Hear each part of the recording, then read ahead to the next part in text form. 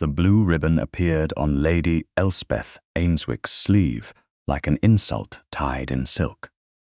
It had not been there when she stepped from the hired carriage at the edge of Hyde Park, nor when her maid pressed the small work-bag into her gloved hand with the anxious care of a woman who knew that a lady might look poor in London long before she admitted poverty aloud. Yet there it was now, looped through the pale button near Elspeth's wrist, a strip of Norbury blue satin, bright enough to be seen by every mother, daughter, aunt, widow, and ambitious cousin gathered for the laceworkers' relief promenade. Around her, half of London seemed to be wearing the same shade. Blue ribbons fluttered from bonnets, reticules, prayer books, parasol handles, and the white shoulders of girls who had been told since breakfast not to seem too eager, while doing everything in their power to be noticed. The Duke of Norbury was expected. That was all it took. A charity for distressed laceworkers, which ought to have concerned cold fingers, failing eyesight, and women paid too little for work too fine, had become a quiet contest to see whose sleeve might catch a duke's eye. Elspeth looked down at the ribbon, then at the pale fingers that had fastened it there. Lady Fenella Voss smiled, as though kindness had made her generous. "There," Fenella said, smoothing the ribbon with 2 light taps. "Now you look as if you belong to the occasion."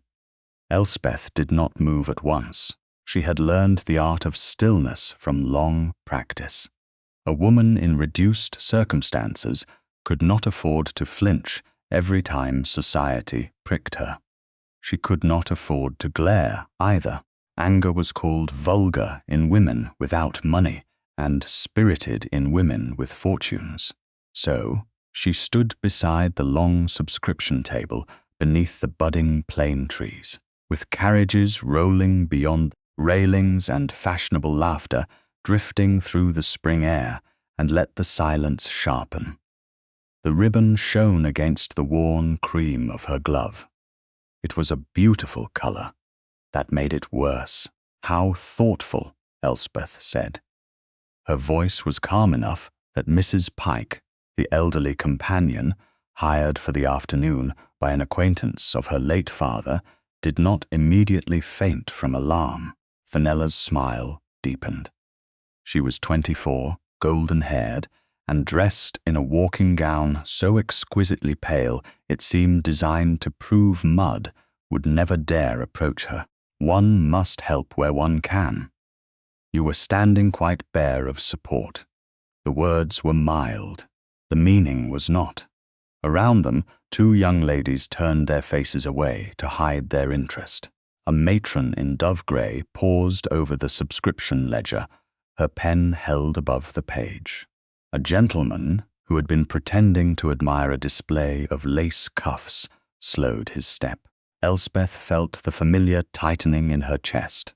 Not fear exactly, not shame, though society had tried for years to teach it to her.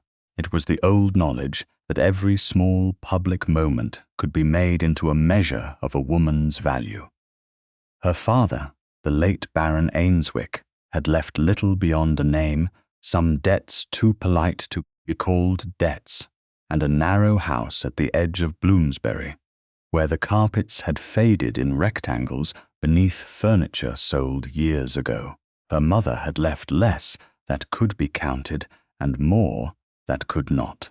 A carved bone lace shuttle rested now in Elspeth's work-bag, smooth from another woman's hands, hidden beneath a folded handkerchief and a length of mended lace. When Elspeth touched it in private, she remembered her mother's voice. Never accept a nobleman's favor if it costs your name. She had been too young then to understand why the warning had trembled. She understood enough now. Fenella angled her head toward the promenade path, where a stir had passed through the company like wind across grass. His Grace is said to be arriving from Grosvenor Square. I confess it would be unkind not to let him see who supports his charity. His charity? Elspeth asked. The committee may call it independent, but everyone knows the Duke of Norbury's patronage will decide its future. Fenella's gaze swept over Elspeth's simple gown, the carefully freshened cuffs, the bonnet trimmed twice from older silk. Some futures require more patronage than others. Mrs. Pike made a small sound. Elspeth almost pitied her. Companions had the misfortune of being present at insults they could neither prevent nor acknowledge. Elspeth lifted her hand and touched the ribbon. The knot had been tied neatly. Too neatly. Lady Fenella, she said. Did you mean to give me this? Naturally. Then you will not mind if I return it. Fenella laughed, a silver little sound. Return it? My dear Lady Elspeth, one does not return favor. One does, Elspeth said, when it has been pinned without permission. The matron at the ledger lowered her pen. The two young ladies stopped pretending not to listen. Elspeth loosened the ribbon from her sleeve. It resisted for a moment where Fenella had drawn it through the glove button. The silk tugged at the worn stitching. Elspeth felt the small danger of a tear. A torn glove would travel through London faster than a truth. Poor Lady Elspeth, unable to afford proper gloves, pretending pride before a duke. She kept her hand steady. Slowly, carefully, she worked the ribbon free. No one spoke. From somewhere down the path came the clatter of harness and the murmur that follows rank before rank itself appears. Elspeth drew the ribbon loose and held it out. I do not want the Duke's favor. Fenella's eyes flashed. That is a brave sentence for a woman who has never been offered it. A few breaths caught. The insult landed well. It was the kind society enjoyed most because it left no bruise and required no apology. Elspeth felt heat rise beneath her collar, but she did not lower her hand. Then there is no harm done, she answered. I cannot lose what I never sought. A gentleman behind the lace display gave a soft laugh, quickly smothered. Fenella's smile thinned. Every woman in London understands the value of being noticed by the Duke of Norbury. Then London may keep its understanding. Elspeth placed the ribbon on the edge of the subscription table, not in Fenella's hand. I do not wish to become a favor tied to someone's sleeve, so that a gentleman may know where to look. The words left her before caution could soften them. Silence spread. Not complete silence. Hyde Park did not stop for any woman's pride. Horses stamped. Wheels creaked over the road. Leaves shifted in the mild wind. But the little circle around the subscription table went still. And in that stillness, Elspeth heard the truth of what she had done. She had not merely refused a ribbon. She had refused the game in front of those who lived by its rules. Fenella looked past Elspeth's shoulder. Her expression changed so quickly that Elspeth knew before she turned. The Duke had arrived. Rupert Mowbray, Duke of Norbury, stood only a few paces away, his tall figure cutting a dark, controlled line among the pale gowns and spring colors. He was not dressed to dazzle, which made the effect worse. His coat was severe, his cravat immaculate, his gloves gray, his hat held at his side as if even fashion had been made to obey him. Power sat quietly on him. That was its most dangerous form. Men who needed to announce their consequence could sometimes be managed. Men who did not need to announce anything at all made rooms rearrange themselves, or parks. Elspeth saw women straighten along the path. She saw mothers calculate. She saw two girls touch their blue ribbons as if to confirm they had not fallen away. His Grace's face revealed little. Dark hair, clear eyes, a mouth shaped more for judgment than flattery. Yet he was not looking at the girls who wore his color. He was looking at the ribbon lying abandoned on the subscription table. Then he looked at Elspeth. It was not the glance she expected, not amusement, not outrage, not the lazy interest of a man presented with a novelty. It was attention, and attention from such a man felt almost like a hand laid upon the air between them. Elspeth forced herself not to step back. Fenella recovered first. "Your Grace," she said, dipping into a graceful curtsy, "we were just discussing the enthusiasm your patronage has inspired." "So I heard." His voice was low and even. It carried without effort. Fenella's lashes lowered. "Lady Elspeth is perhaps less enthusiastic than most."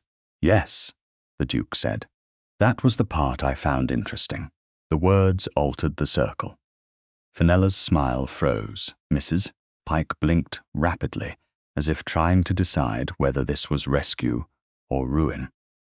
Elspeth wished suddenly that she had left the house without her work bag, without her mother's shuttle, without the last fragile relic of a woman who had once warned her that favor could become a chain if tied tightly enough. She made herself curtsy. "Your Grace."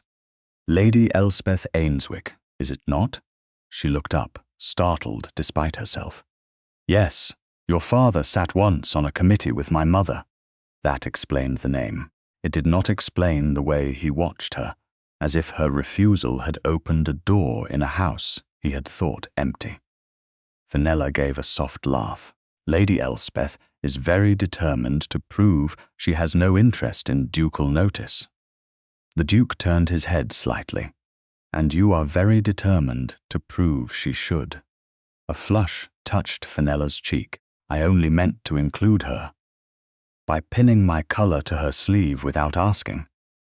His gaze moved to the gentleman near the lace display, who had begun to smile again. The smile vanished. "A lady may remove what was pinned without permission." The sentence was not loud. It did not need to be. Elspeth felt it pass through the listeners and settle there, an unexpected weight on her side of the scale. She should have been grateful. Perhaps she was, but gratitude was dangerous when offered to powerful men. It could become another ribbon if one was not careful. "I had already removed it, Your Grace," she said. A flicker crossed his eyes, not irritation. Something nearer approval. "So you had." Fenella's fingers closed around the handle of her parasol. "The committee table is waiting, Your Grace. Lady Jersey has subscribed already, and Lady Cowper has promised to recommend several names. Then, the table will survive another moment without me." The Duke looked at the lace spread beneath the trees. Fine cuffs, collars, edgings, and small samples lay pinned to boards with labels written in elegant hands. Elspeth noticed, with the ache of habit, where a border had been finished by someone who understood hunger better than praise. Too many knots tightened near the end. Tired eyes did that, tired hands too. "You disapprove of the ribbons," he said to her. Elspeth heard Mrs. Pike inhale. One did not contradict a duke in Hyde Park before half a charity committee. One especially did not do so when one possessed no fortune large enough to cushion the fall. "I disapprove of distressed women's work, being used as bait for women who are not distressed," Elspeth said. The words were quieter than before, but clearer. "If the lace workers need bread, then the subscription should be about bread, not about which young lady looks prettiest while wearing Your Grace's colour." This time, no one laughed. Rupert Mowbray studied her for a heartbeat too long. A practical objection. A human one, I hope. Something changed in his face, so small that most would have missed it. Elspeth did not. She had spent years at the edges of rooms, and women at the edges learned to read what others overlooked. The Duke was not offended. He was not merely entertained. He was listening. That unsettled her more than arrogance would have. "Then perhaps," he said, "the committee has begun at the wrong end." Fenella stepped in quickly.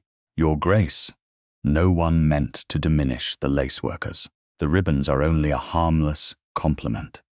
Harmless things rarely need to be forced onto unwilling sleeves. Elspeth felt every eye return to her wrist. The glove had not torn. Thank heaven, the button held, though a thread had loosened. It was a ridiculous detail to notice while a duke defended her in public, yet she noticed it with fierce relief. Poverty made one loyal to small survivals. Lady Elspeth, the duke said, do you intend to subscribe? The question might have been cruel from another man.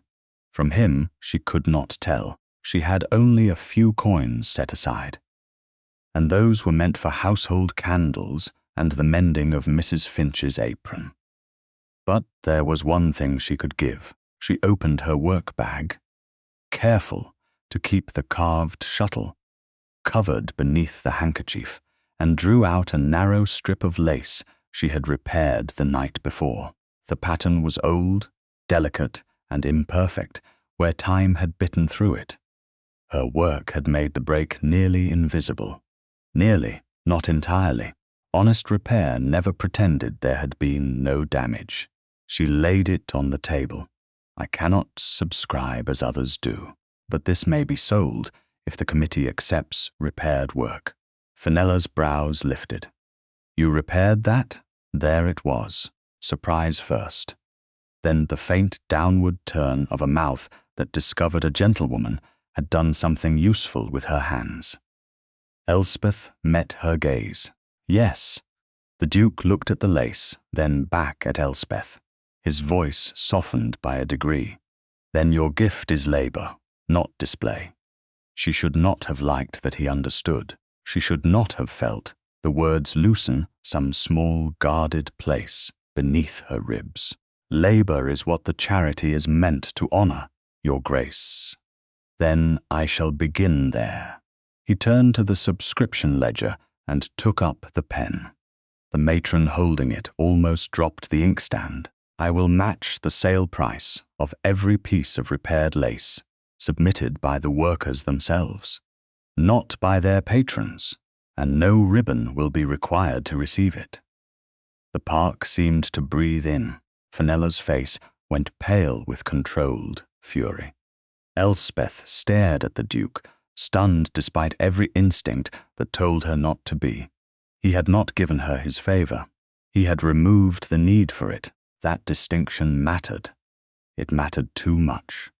Rupert signed in his name with a firm stroke. Then, before the company could decide whether to praise him or fear the shift in fashion, he looked once more at the abandoned blue ribbon on the table. Lady Fenella, he said, you appear to have misplaced something. Fenella took the ribbon as if it had burned her. Elspeth lowered her eyes, not in submission, but to hide the dangerous urge to smile. When she looked up again, the Dukes were still watching her, not the way men watched women they meant to acquire. Not yet, perhaps not ever, but with a focus that made the noise of London blur at the edges. She thought of her mother's shuttle hidden in the work bag, of warnings sewn into memory, of favors that cost names. She reminded herself that powerful men could do kind things and still be dangerous.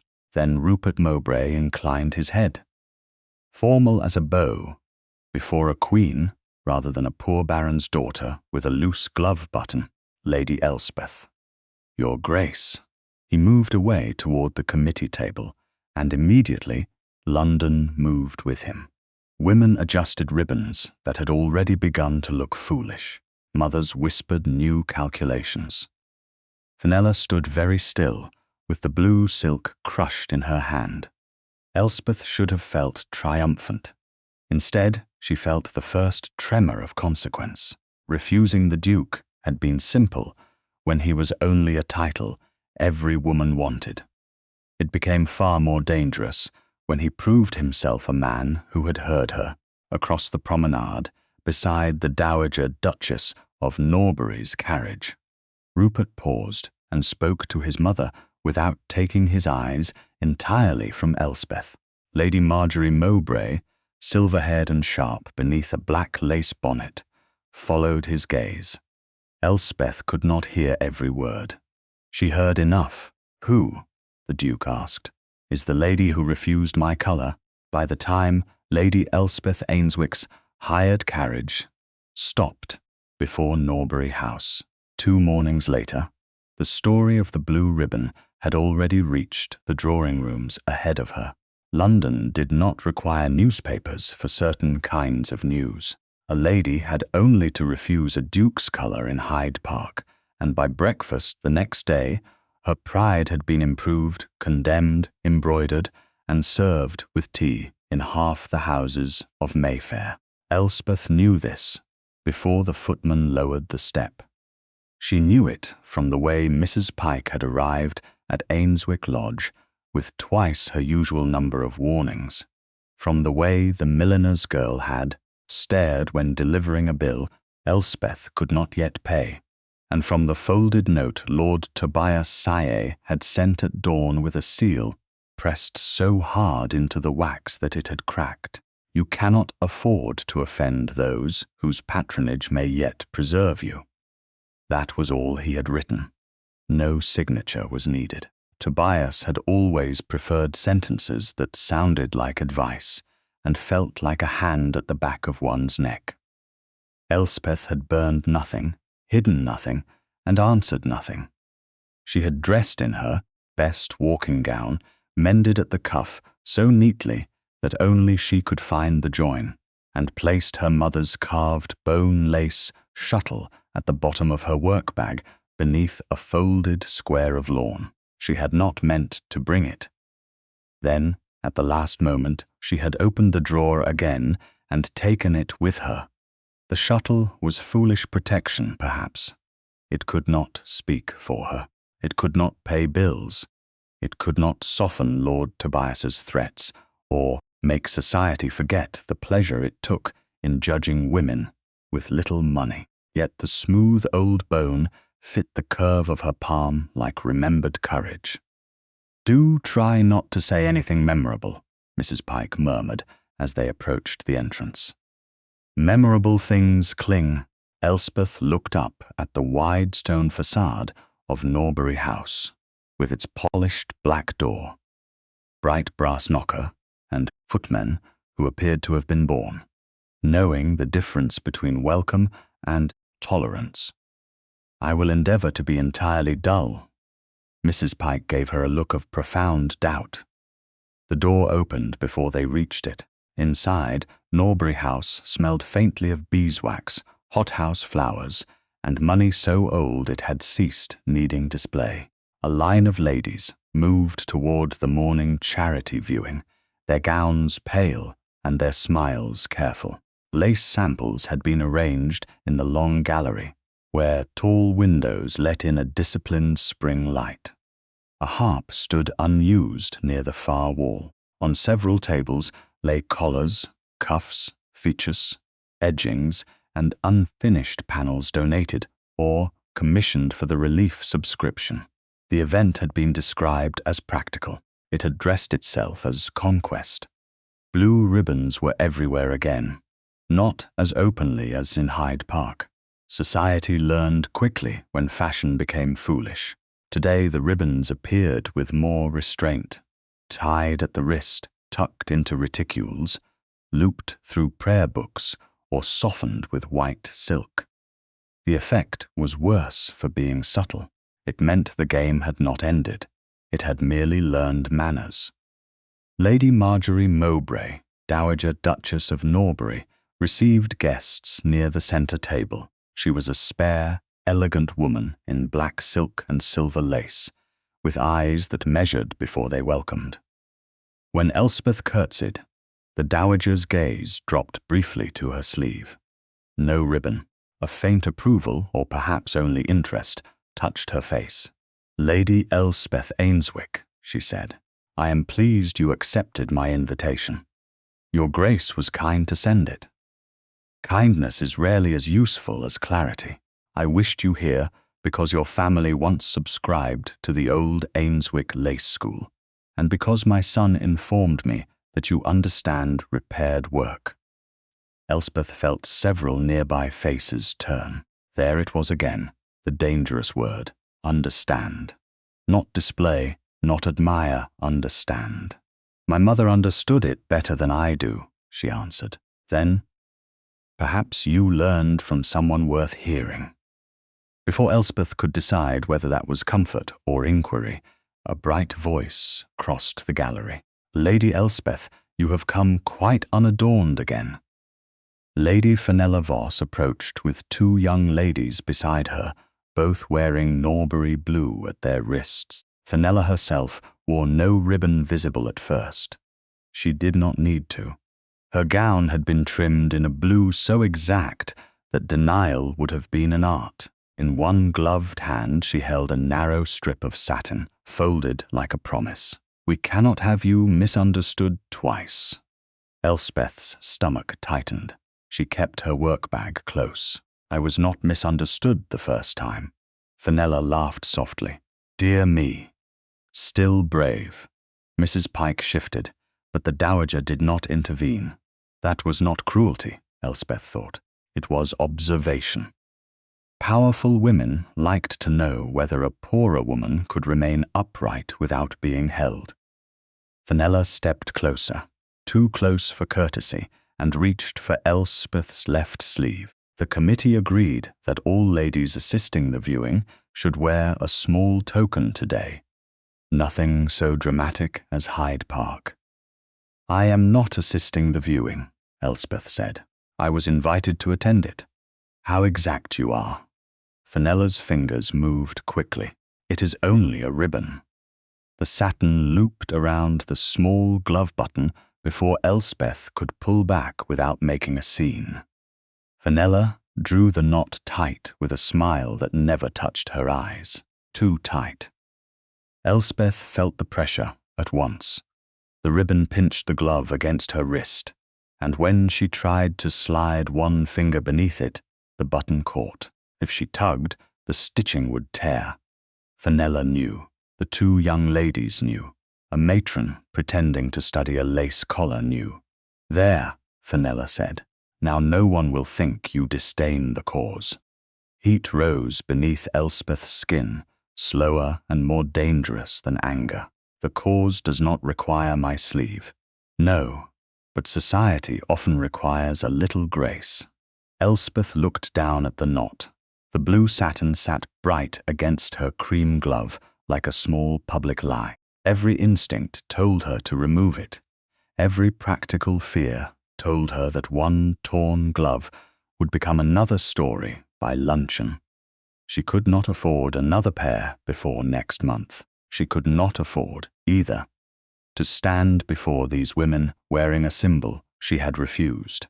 The gallery shifted around her. Someone whispered. The long windows poured light over the table, over the lace, over Fenella's satisfied face. Then a low voice said from behind them, "That knot seems determined." No one had announced him. Perhaps dukes did not need announcing in their own houses. Rupert Mowbray stood at the end of the table, one hand resting lightly on the back of a carved chair. In morning dress, he appeared less severe than he had in the park, though only by comparison. His coat was dark, his waistcoat pale, his expression unreadable, yet his eyes went first to Elspeth's face, not the ribbon. Only after that did he look at her wrist. "Your Grace," Fenella said, dipping into a curtsy as smooth as poured cream. "We were only ensuring Lady Elspeth was properly included." "Inclusion," he said, "has an unfortunate habit of resembling capture when knots are involved." One of the young ladies made a strangled sound and turned it into a cough. Elspeth should have felt relief. Instead, she felt the old alarm of being made visible by a man whose notice could alter the room. "It is nothing, Your Grace," she said. "I can manage it." Rupert's gaze returned to her. "I believe you can." The answer startled her. He did not sound as though he were stepping in to prove she could not. But if the knot damages your glove, London will discuss the glove and not the hand inside it. For one dangerous second, Elspeth forgot the room. It was not flattery, it was too precise for that. He had noticed the practical risk, the small humiliation waiting beneath the large one. Fenella's smile sharpened. Surely his Grace need not trouble himself over a lady's glove button. Rupert ignored the invitation to be embarrassed.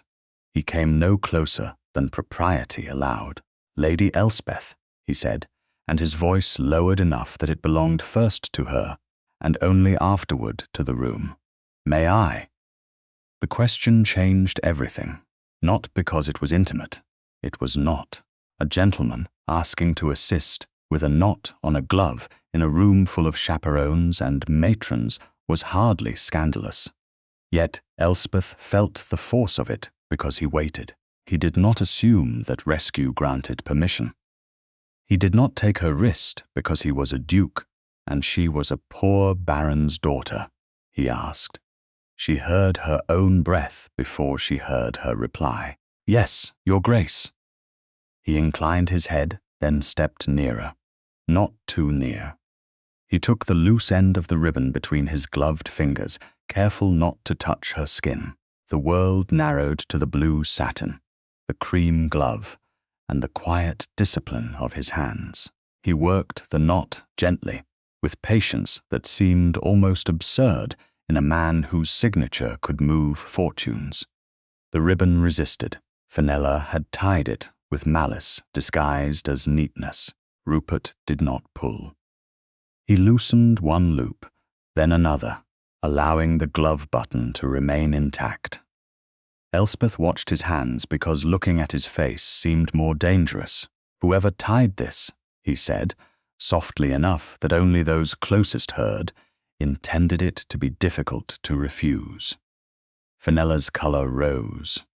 Elspeth's fingers tightened around the handle of her workbag. "Some things are made difficult for that reason. And yet," he said, freeing the final loop, "difficulty is not consent."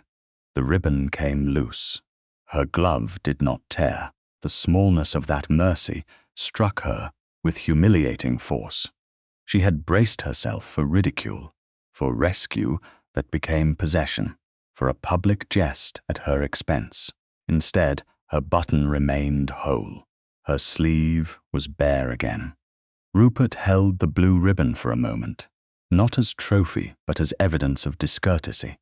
Then he turned and placed it in Fenella's hand. "I believe this belongs to you."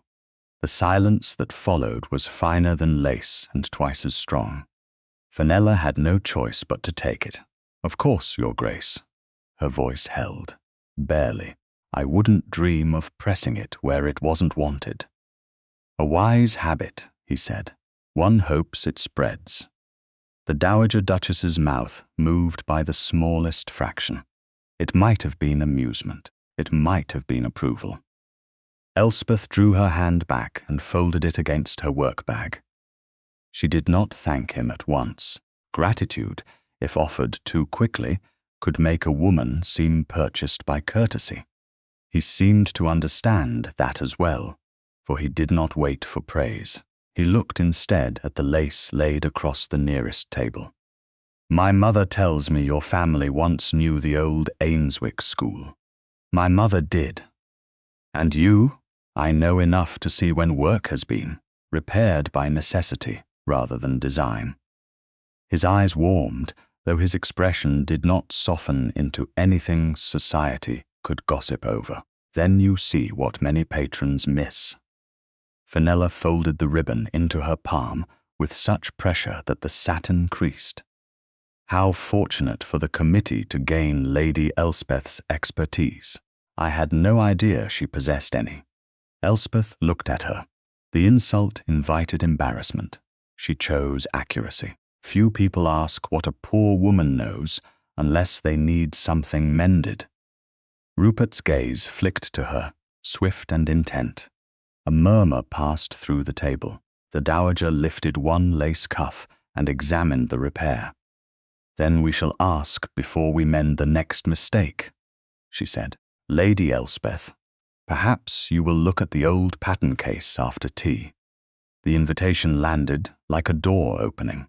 Tobias Sigh would hate it. Elspeth knew that at once, and the knowledge should have frightened her more than it did. Across the gallery, a footman entered with a silver tray of cards and notes. One sealed note lay apart from the rest, marked with Lord Tobias's heavy hand. The footman glanced toward Elspeth, then toward the dowager, uncertain. Rupert saw the movement. So did Elspeth. The knot at her sleeve was gone. But another had tightened somewhere else. She had refused a ribbon. She had accepted a duke's assistance, and now the man who managed the remains of her family's credit had learned, perhaps before she had, that Norbury House had begun to ask what Lady Elspeth Ainswick knew. The note from Lord Tobias Sigh waited on the hall table at Ainswick Lodge, as though it had arrived before Elspeth and meant to judge her for being late. It lay beside the chipped porcelain bowl where calling cards had once collected in her mother's day, back when the house still received visitors, who came for pleasure rather than obligation. Now the bowl held one cracked glove button, two unpaid tradesmen's slips folded small enough to pretend they were harmless, and Tobias's letter with its heavy seal broken by Mrs. Finch, because the footman who delivered it had said he was instructed to wait for an answer. Elspeth did not give one. She stood in the narrow hall with her bonnet still tied beneath her chin, the scent of Norbury House clinging faintly to her gown, and read the short command written in Tobias' smooth, slanted hand. You will not attend another meeting connected with His Grace's charity unless I accompany you.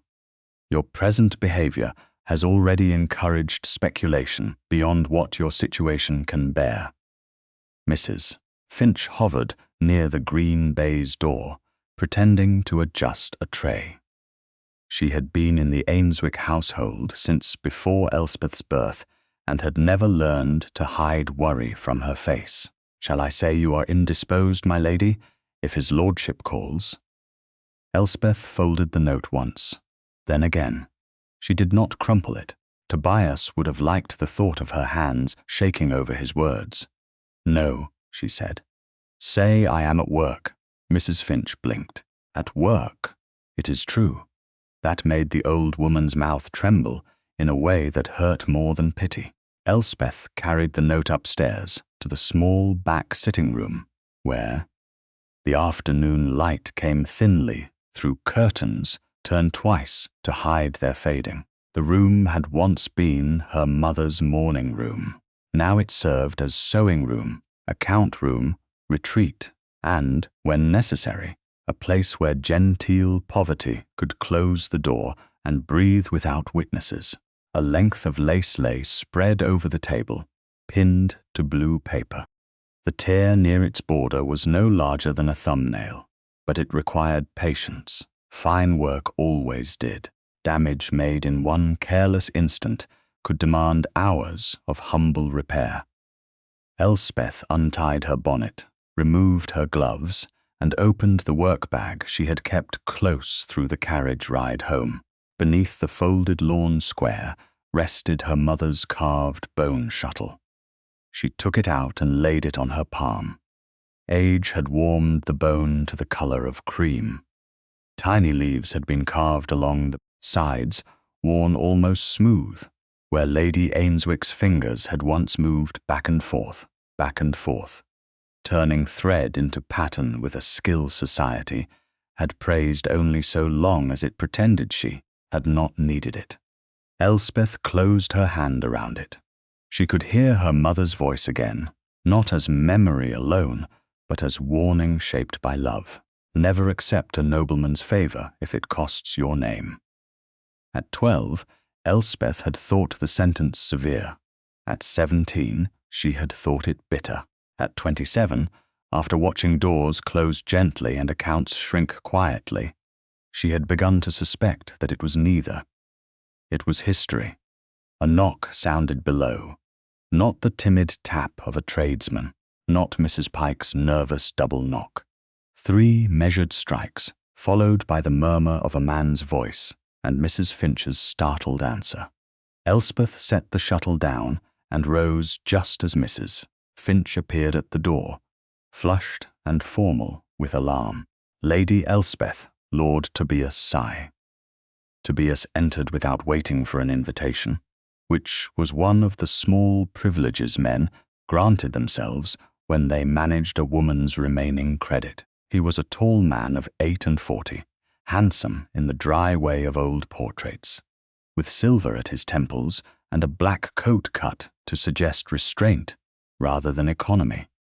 His gloves were immaculate. His expression was almost kind. That was what made him dangerous. "My dear Elspeth," he said, glancing past her to the lace table, "still occupying yourself with little repairs. Little repairs are often all that keep larger things from falling apart. A pretty sentiment." His gaze dropped to the work-bag, then to the shuttle on the table. Something passed over his face.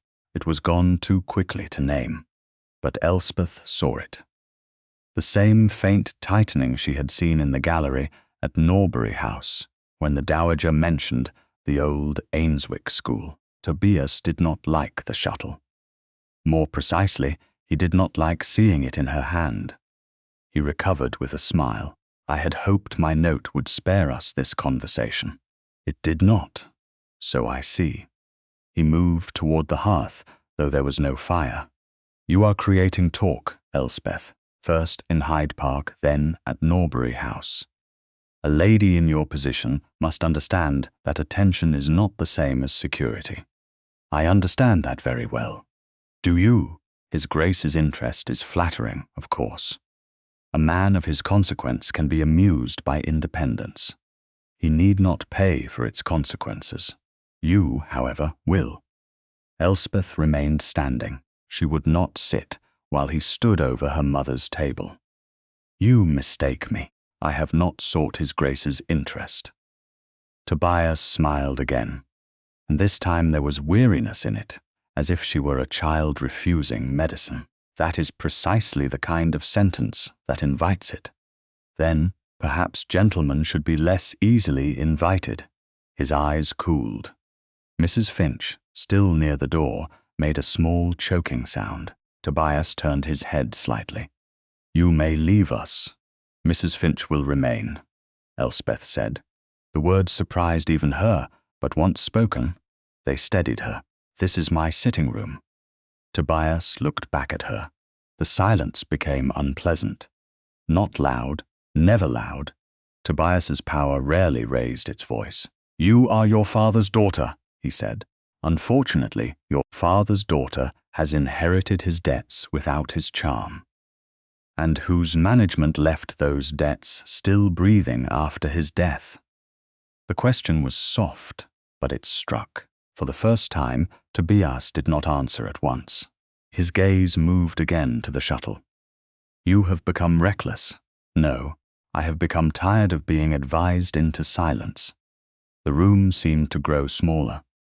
Outside, a cart rolled over the street stones.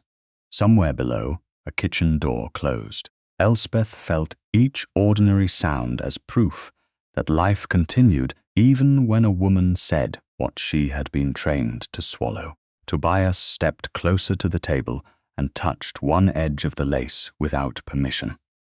Elspeth's hand moved before thought. She lifted the lace away from him. "Careful," she said. "The thread is weak there." He looked amused. "You defend lace more fiercely than reputation. Lace shows where it has been torn." His face hardened then, only for a breath. "You will not attend the next Norbury committee meeting unless I am present. You will not correspond with the Dowager Duchess without showing me the letter. You will not allow His Grace to make you a subject of speculation. If he offers patronage, you will accept it graciously and under guidance. Pride is expensive, Elspeth. So is obedience when the bill is sent to one's dignity. Tobias stared at her, Mrs. Finch's eyes filled suddenly with tears, though she looked down before either of them could acknowledge it.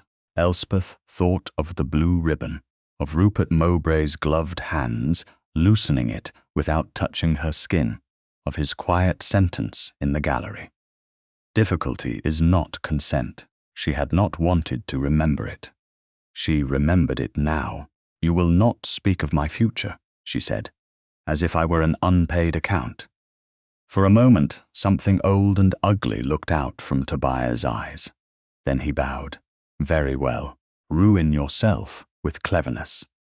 But when Norbury tires of being entertained, do not expect me to rescue what remains." He left with the same measured grace with which he had entered. Only the air changed after him, as if the room had been holding its breath. Mrs. Finch shut the door carefully. "My lady," she whispered, "your mother would have been proud." Elspeth looked down at the shuttle in her hand. Tobias had feared it. That knowledge had no shape yet, but it had weight. Before she could answer, another knock came below, lighter this time, followed by the formal exchange of a footman at the door. Mrs. Finch returned with a silver tray that had been polished so thin in places it reflected like water over stone. On it lay a calling card, thick and white, bearing the name of the Dowager Duchess of Norbury. Beneath it was another card, simpler but far more dangerous. His Grace the Duke of Norbury. Elspeth did not touch either at first. Proper, chaperoned, public enough to be safe, and private enough to matter. Rupert had not come himself unannounced. He had not sent a secret note. He had not treated her refusal as an invitation to impropriety. Still, his name on the tray altered the room. Mrs. Finch watched her with hope and fear warring openly on her face. Elspeth picked up the Dowager's card first. A brief line had been written beneath the name in a firm, elegant hand. "Her Grace requests the pleasure of calling upon Lady Elspeth Ainswick 2 days hence to discuss the old lace school formerly connected with the Ainswick family." Elspeth read the words twice. The old lace school. Her mother's shuttle lay warm in her other hand. Tobias's fear returned to her, clearer now. Not proof, not yet, but a thread. She looked toward the lace on the table. The broken place waiting to be mended, and for the first time in years she wondered whether some tears had not been accidents at all. Mrs. Finch spoke softly. "Shall I send acceptance?" Elspeth slid the Dowager's card beside the shuttle. The Duke's card remained beneath it, half covered, as though even his title understood it must wait its turn. "Yes," she said. "Tell her Grace I shall be at home." Then, after a moment, she unfolded Tobias's note and placed it beside the lace as well. 3 things lay on the table now: a threat, an invitation, and her mother's shuttle. Elspeth touched the carved bone with one finger. "And Mrs. Finch?" "Yes, my lady. Find the old account box from the attic. The one with my mother's papers." Mrs. Finch went very still. "Do you think there is something in it?" Elspeth looked at the doorway through which Tobias had gone, then at the cards from Norbury House. "I think," she said, "someone is afraid there might be." By the following week, Norbury House had learned to arrange danger beneath glass. The long gallery, which had held ribbons and polite curiosity only days before, now displayed a row of lace patterns, weighted under thin panes, each labelled in a hand so elegant that even theft might have looked respectable if written by it. Lady Elspeth Ainswick stood at the second table with Mrs. Pike half a pace behind her, her work-bag held close at her side, and her mother's carved bone shuttle hidden beneath folded lawn. She had not brought the old account box from Ainswick Lodge because Mrs. Finch had found only dull household receipts, 2 faded mourning cards, and a list of coal deliveries from the year her mother died. Nothing useful, nothing dangerous.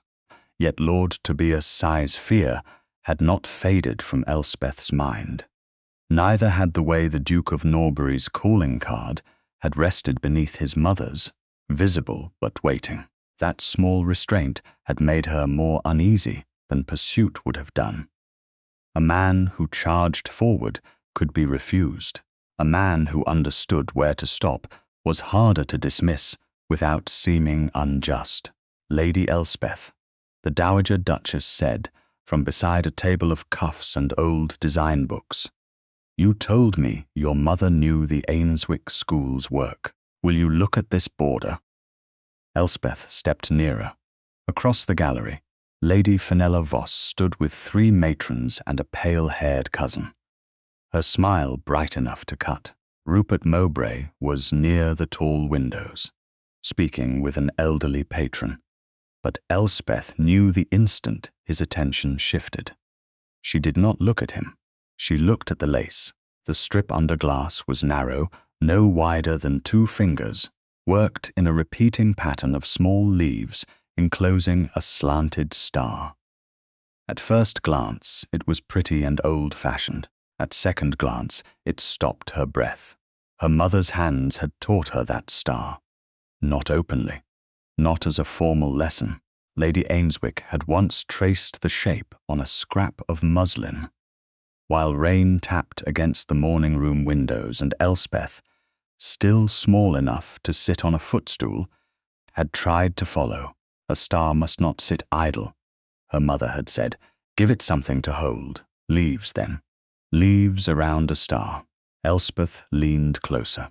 The label beneath the glass read, "Voss Family Pattern, lent by Lady Fenella Voss." "Well?" Fenella asked, appearing at Elspeth's elbow with a softness that made the word more insulting than impatience would have. "Do you admire it?" Elspeth kept her face steady. "It is finely worked. How careful. I had hoped for more enthusiasm.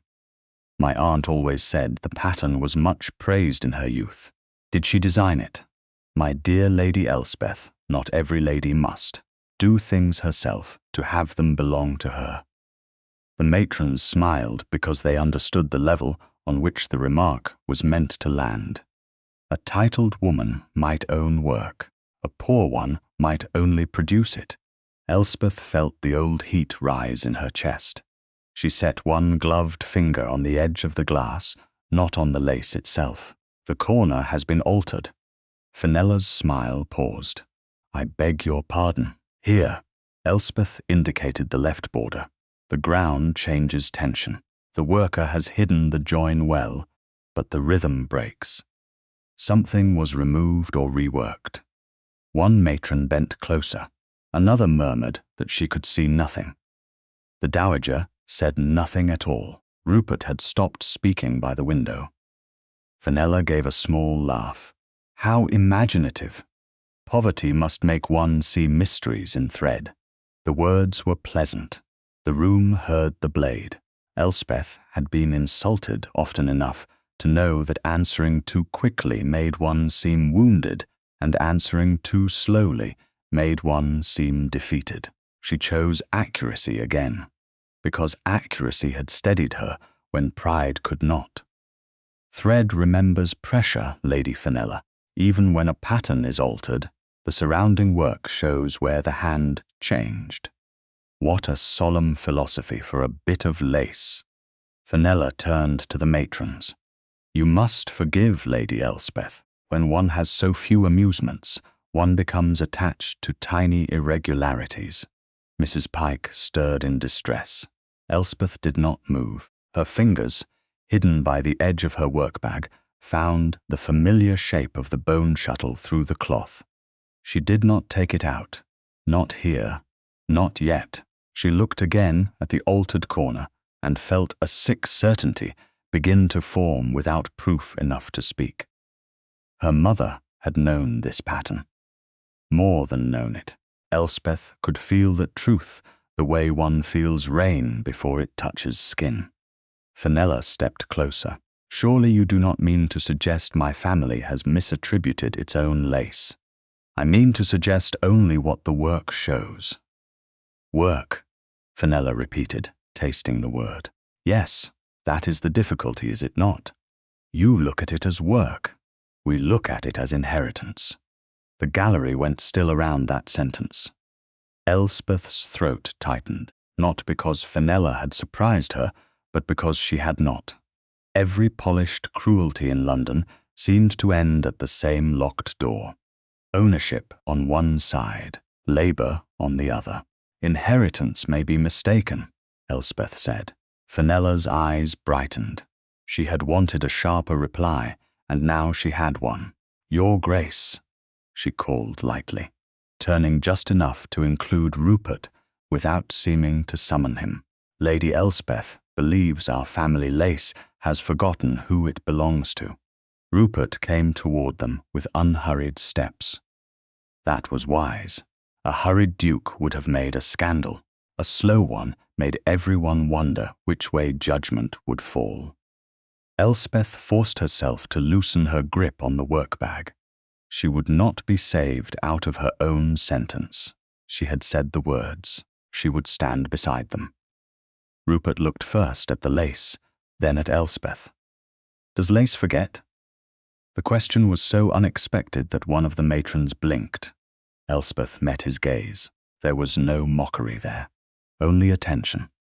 Dangerous again, because it asked her to be as honest as she had been in Hyde Park. No, Your Grace, people do. His eyes held hers for a heartbeat. Then he looked back at the strip beneath the glass. Then perhaps we should hear what the lace remembers. Fenella's colour shifted. It is merely a family piece. Then it will survive being examined as one. He did not reach for the glass. He did not order it lifted. Instead, he turned to the dowager. Mother, may Lady Elspeth explain the irregularity she sees. The dowager's gaze moved from her son to Elspeth. I invited her for that very reason. The balance of the room changed, not completely. Fenella still had beauty, name, and confidence. Elspeth had only knowledge, and the thin courage required to use it before people ready to laugh. Yet for once, knowledge had been invited to stand upright. She bent over the table, conscious of every watching eye. The main pattern uses a simple repeat: leaf, star, leaf, knot, then return. But here the thread count tightens before the star. The worker compensates by narrowing the leaf. It is skillful, but it means the original section was larger, possibly marked, possibly initialed. Initialed? The dowager asked. Many charity patterns were marked discreetly by the designer or school mistress, not always visibly, sometimes inside the border count. How would you know that? Fenella asked. Elspeth looked at her. My mother taught me. For a moment, her mother seemed present in the light between them, not as a ghost, as a hand remembered in thread. Rupert's expression changed almost imperceptibly. Elspeth saw it because she had learned, from poverty and loneliness, to read the smallest movements in faces that might help or harm her. He did not pity her. He believed the sentence had weight. Fenella recovered. A charming memory, hardly evidence. No, Elspeth said. It is not evidence. The admission surprised the room more than an accusation would have. It is only a reason to look further. Rupert's mouth softened by the smallest degree, a distinction too often neglected. Fenella's smile returned, but it had lost ease. Then I wish Lady Elspeth joy of her search for hidden initials in every old cuff in London. Laughter trembled and died when Rupert placed one hand on the edge of the table. Not near Elspeth's hand, near the table leg, where the old wood had begun to wobble under the weight of glass and attention. Elspeth had not realized until that moment that she had begun counting the lace knots beneath her breath. Leaf, star, leaf, knot. Leaf, star, leaf not. It was a habit she had carried from childhood, a way of stitching herself back together when rooms grew cruel. The table had shifted slightly each time her gloved fingers pressed the glass edge. Rupert steadied it without touching her. Not a rescue, not a claim, a quiet adjustment to the world, so her hands need not betray her. Her breath caught. His eyes did not leave the lace. He had noticed. Worse, he had understood enough not to mention it. "Lady Elspeth," he said, "would the old Ainswick school have kept records of its patterns? If they survived, yes. And do you know where such records might be?" The account box at home flashed through her mind. Coal receipts, mourning cards. Nothing, yet there might be more. An attic trunk not opened, a former teacher still living. A ledger misfiled under some gentleman's name because women's work was so often recorded only when men could be credited for it. "Not yet," she said. Tobias Sire's voice sounded behind her before the room could settle. "And I hope my young cousin will not trouble your grace with family dust." Elspeth turned. Tobias stood at the gallery entrance, hat in hand, expression smooth as polished mahogany. He should not have been there. He had not accompanied her. He had not been invited in her carriage. Yet somehow he had arrived exactly when her mother's name had entered the room.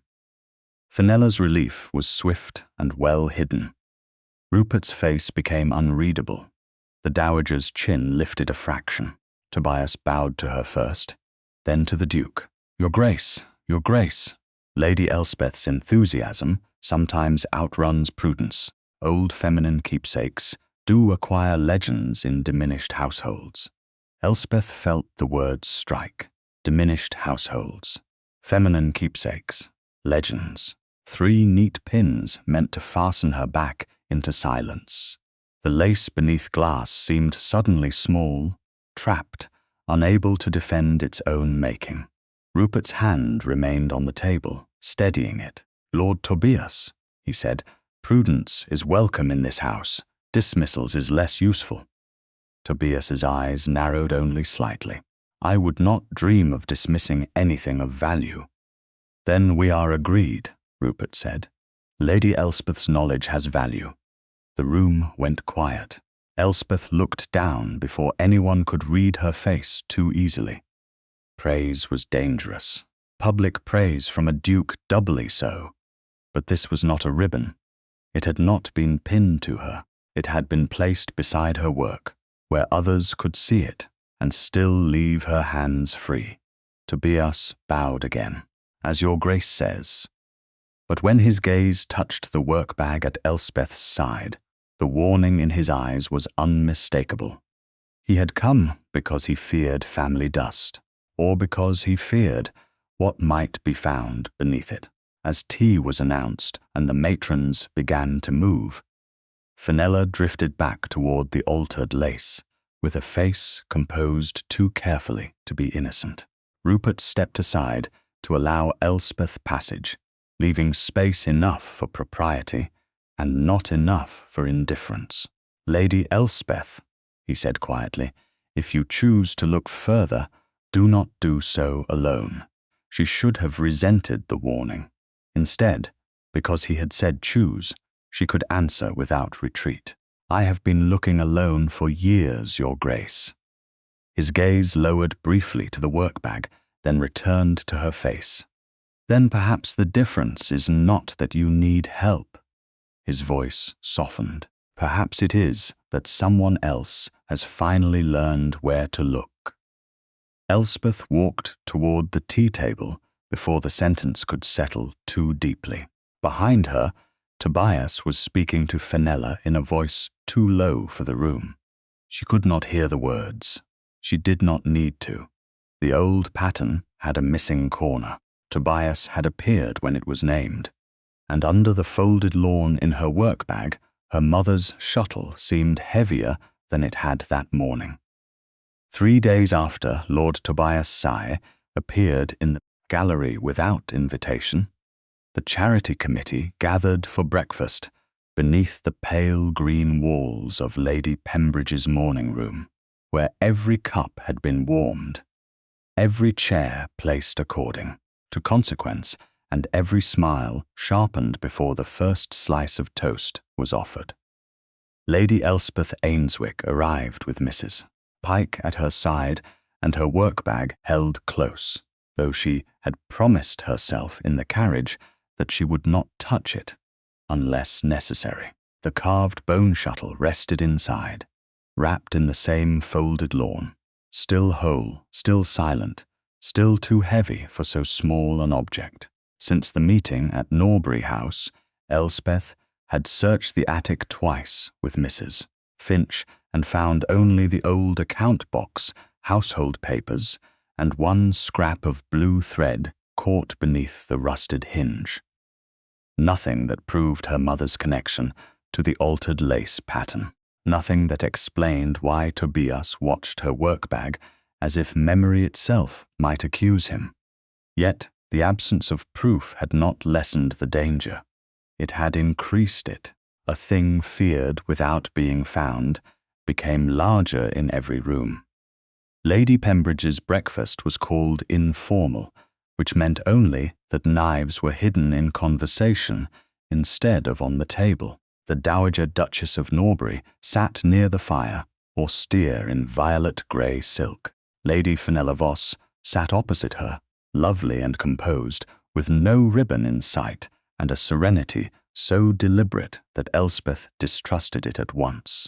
Rupert Mowbray, Duke of Norbury, stood near a tall cabinet of china, speaking with an elderly patron whose ear trumpet had become the object of 3 competing acts of politeness. He looked up when Elspeth entered. He did not smile. That would have been too much. He inclined his head with the precise degree of recognition that acknowledged her without feeding the room. Elspeth curtsied, then turned deliberately toward the committee table. Gratitude could wait. Survival could not. Lady Elspeth, Lady Pembridge said, how fortunate. We were about to review the new subscription ledger. Something in Fenella's lowered lashes warned her before the book was brought forward. It was a large ledger bound in brown calf, polished at the corners and tied with blue tape. The color was unfortunate, or chosen. A footman placed it on the table, and Lady Pembridge opened it with the solemnity of a vicar opening scripture. As the committee grows, we must make certain every recommendation is properly entered. There has been some confusion since the promenade. Confusion is often only gossip that has learned to write, the Dowager said. A few smiles appeared and vanished. Elspeth remained standing until Lady Pembridge gestured to a chair. She sat because refusal would have made her look afraid. The ledger turned. Names passed under Lady Pembridge's finger. Countesses, wives of members of Parliament, 2 wealthy widows, a bishop's sister, and then, in newer blue ink, a line that seemed to rise from the page and strike Elspeth across the face. Lady Elspeth Ainswick, private Norbury recommendation. For one heartbeat, the room receded. The china blurred. The fire lost its warmth. Elspeth saw only her own name written in a hand not hers, fastened beside his title like another ribbon, pinned without consent. Lady Pembridge looked over her spectacles. Lady Elspeth, perhaps you might clarify the nature of this recommendation. Mrs. Pike made a faint sound behind her. Fenella's brows lifted with delicate concern. Rupert had gone still. Elspeth forced herself to breathe once before answering. A hasty denial sounded guilty. A wounded one sounded weak. She placed both gloved hands on her lap. Away from the work-bag, away from the shuttle, away from anything that might reveal how much the line had shaken her. I cannot clarify what I did not request. Lady Pembridge blinked.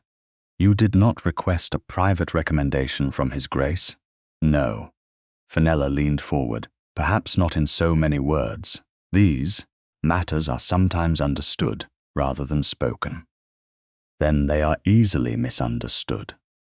Elspeth looked at Rupert, not because she needed him to rescue her, but because the ledger had used his name. Your Grace, did you recommend me privately to this committee? The room held its breath. The question was bold. Too bold, perhaps, but Elspeth would not sit beneath a lie, politely waiting for a man to decide whether truth inconvenienced him. Rupert came away from the cabinet. I did not. His voice was calm, but something cold moved beneath it. I gave no private recommendation for Lady Elspeth Ainswick.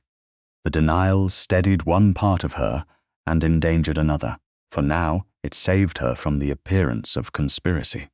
By sunset, it could be retold as humiliation. Poor Lady Elspeth, imagining influence she did not possess. Fenella's face showed sympathy, which was worse than triumph. How strange, she murmured. The entry is so specific. Specific lies often hope to be mistaken for truth, the Dowager said. Lady Pembridge coloured. Your Grace, I assure you, this ledger has been kept under proper care. Then improper hands have found proper access. Rupert looked at the ink. Who wrote this line? Our assistant clerk entered several late recommendations yesterday. At whose instruction? The question cut cleanly. Fenella lowered her teacup. Tobias was not present, yet Elspeth felt his shadow in the room, as surely as if his gloved hand had rested on the back of her chair. Lady Pembridge hesitated. I believe the information came through a note delivered with other committee amendments. Where is the note? Mislaid, perhaps. These breakfasts produce a great deal of paper. Rupert's jaw tightened. He believed Elspeth. She could see it. That should have comforted her. Instead, a new fear opened. Belief from a duke might protect her for a morning and ruin her for a month. A woman accused of using power became more suspicious when power defended her. Elspeth turned back to the ledger. May I see the page? Lady Pembridge looked uncertain. The Dowager nodded once. The book was turned toward Elspeth. She did not touch the ink. She studied it. The blue was brighter than the surrounding entries, with a faint feathering at the downstrokes. Newer, careless in its confidence. Her own name looked almost right, except the curve of Ainswick was too ornate, as if the writer had enjoyed making the family seem grander than it was. This was not copied from any hand of mine, she said, nor from any message I sent. Fenella smiled gently. No one accuses you of writing it yourself. That was how the trap opened, softly, kindly, in public. But you must understand how it appears. You refused the Duke's colour in the park, then appeared at Norbury House, then became suddenly knowledgeable in front of his family, and now your name is entered with his private recommendation. Some might think refusal was only a more sophisticated form of invitation. A silence followed, eager and ashamed of its eagerness. Elspeth felt it gather around her. The old lesson returned. A poor woman could be shamed for wanting. She could also be shamed for not wanting cleverly enough. Some might think anything, Elspeth said. That does not oblige me to become what they imagine. No, Fenella said, but it does oblige one to be careful when one's reputation is all one has.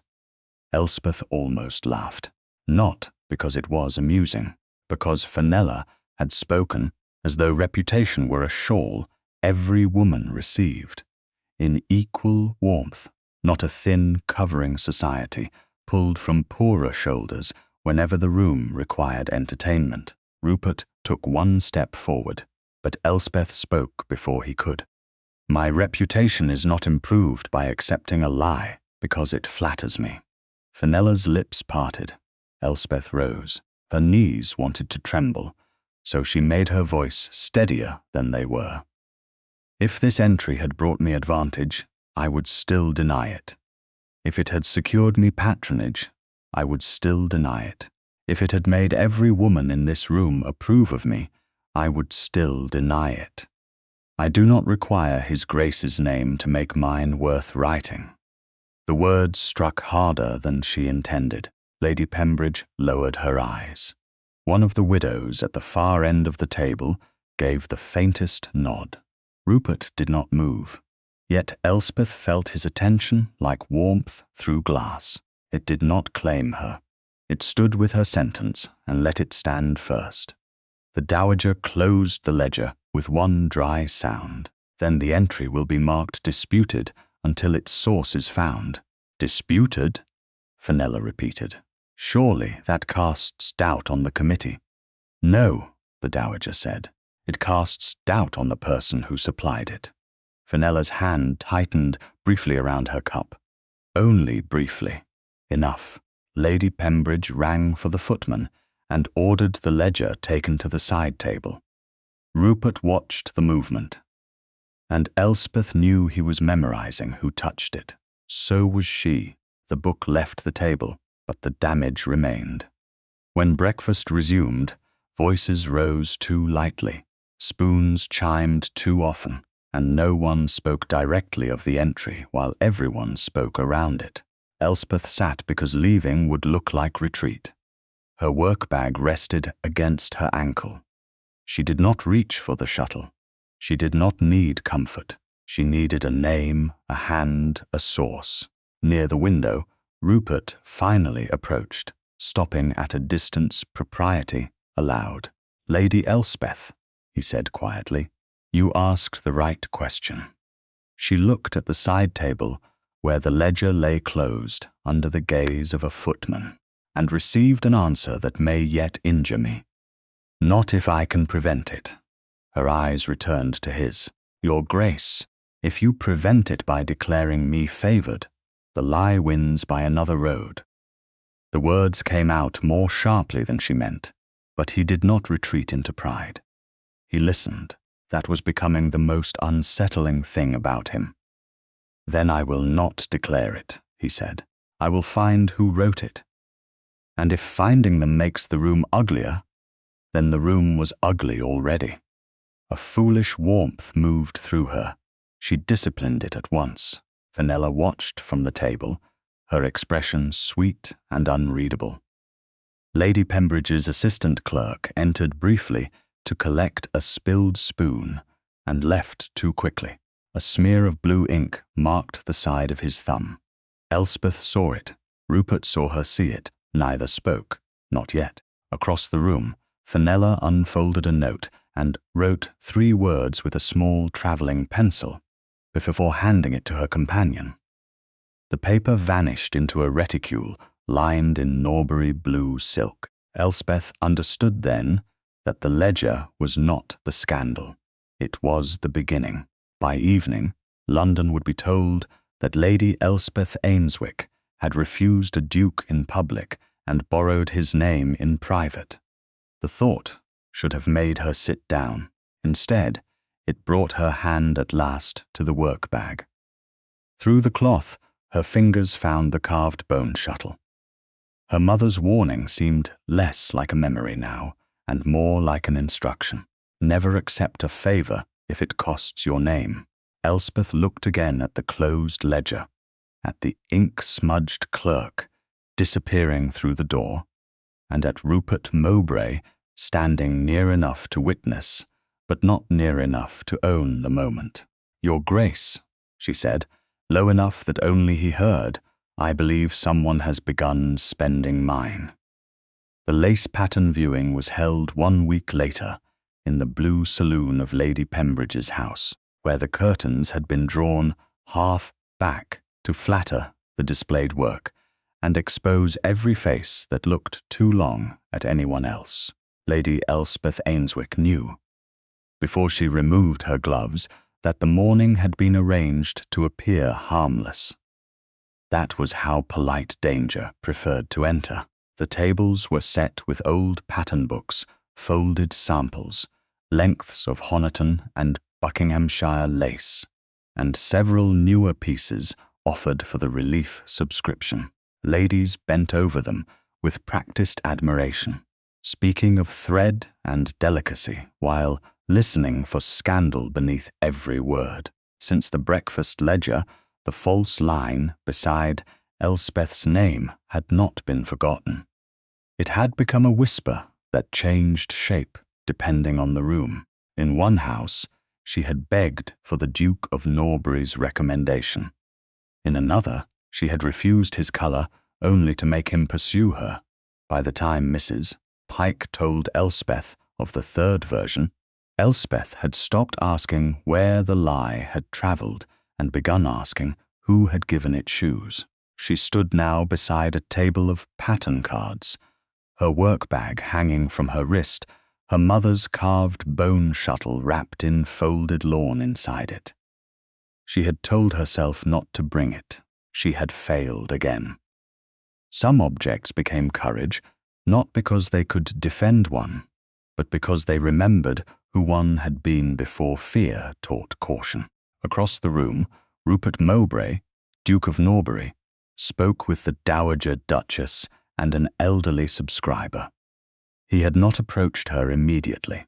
She understood why. Since the ledger entry, any attention from him could be turned into proof against her. Yet he had noticed her arrival. She felt it the way one feels a candle brought near in a cold room, not warmth enough to lean toward, enough to know it was there. "Lady Elspeth," Lady Fenella Voss said, appearing beside her with a smile of almost affectionate concern. "How brave of you to come." Elspeth looked at the lace instead of Fenella's face, to a pattern viewing, to any room where records are kept. A few women nearby lowered their voices and listened more closely. Fenella wore pale green today, with narrow blue stitching at the cuffs. No ribbon. The absence was its own calculation. "I hope you are not still distressed about the ledger. These mistakes occur when committees are too eager to include promising ladies. Mistakes do not usually choose the most useful ink." Fenella's smile tightened. "You see intention everywhere, only where someone has taken pains to leave it." Before Fenella could answer, Lady Pembridge called for the next case to be opened. A footman lifted a shallow wooden tray from beneath the table and set it before the ladies. Inside lay several pattern strips protected by tissue. Elspeth's attention caught on one at once. It was not the Voss family border, not precisely, but a related design with leaves enclosing small stars. The same rhythm altered in a younger hand. A small card named it as part of the Voss bequest. Elspeth's fingers closed around the strap of her work-bag. Fenella saw the movement. "Ah," she said softly. "Another ghost in the thread, another question. You must be exhausted by them." Fenella reached past Elspeth as if to adjust the tissue. Her elbow brushed the chair behind Elspeth, and the chair struck the small table where Elspeth's work-bag rested while she had been examining the samples. It happened quickly, too quickly to stop, yet slowly enough for Elspeth to see Fenella's gloved hand graze the strap. The work-bag tipped. Mrs. Pike gasped. The bag slid from the chair and fell open against the carpet. Folded lawn spilled out, a pair of scissors in their sheath, a thimble, a packet of mending thread. Then the carved bone shuttle struck the floor with a small, dry crack that seemed far louder than it was. Elspeth did not breathe. The room narrowed to the object, lying near the table leg. Its pale surface split along a seam she had never known was there. For a moment she saw not the blue saloon, not the watching women, not Fenella's carefully parted lips. She saw her mother's hands, moving thread through thread in the dim morning room at Ainswick Lodge. She heard the warning again. "Never accept a nobleman's favour if it costs your name." "How unfortunate," Fenella said. The words were soft, almost tender. That made them unforgivable. Elspeth bent at once. At the same moment, another shadow moved. Rupert had crossed the room with startling quiet. But he did not snatch up the shuttle. He lowered himself just enough to reach where it lay. And because Elspeth reached too, their gloved fingers met over the cracked bone. The touch lasted no more than a breath. It should have meant nothing. Gloves separated skin from skin. A dozen people watched them, yet the contact traveled through Elspeth with a force that had nothing to do with impropriety and everything to do with being met at the exact point where grief had dropped her to the floor. They both stilled. Rupert withdrew first, not in rejection, in respect.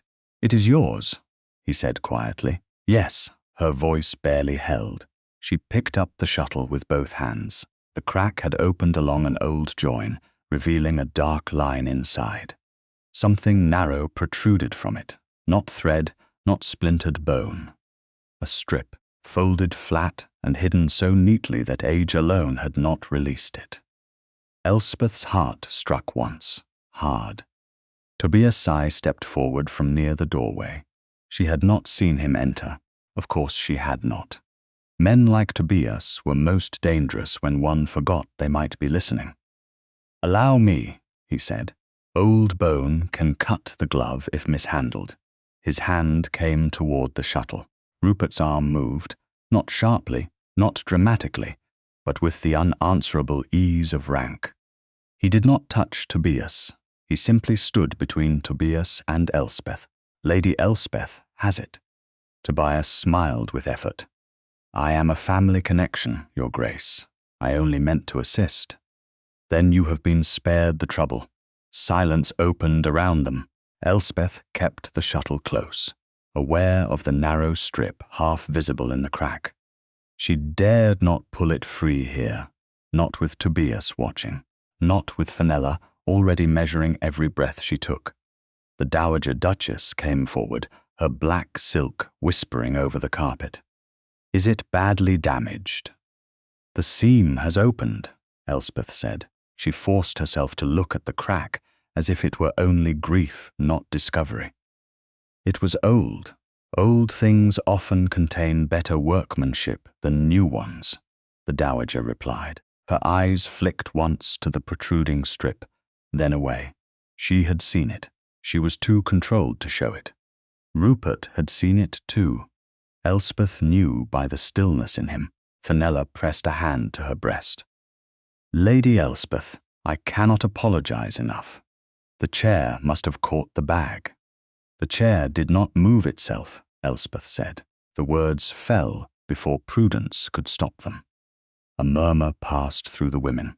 Fenella's face paled, then flushed. "Surely you don't accuse me of striking your little bag on purpose." "I accuse no one without proof." Elspeth closed her fingers around the shuttle, hiding the strip. "But I do observe motion." Lady Pembridge fluttered near the tray. "Perhaps we should take tea. Accidents distress everyone." Tobias's gaze had not left Elspeth's hands. The concern he wore was too late and too polished.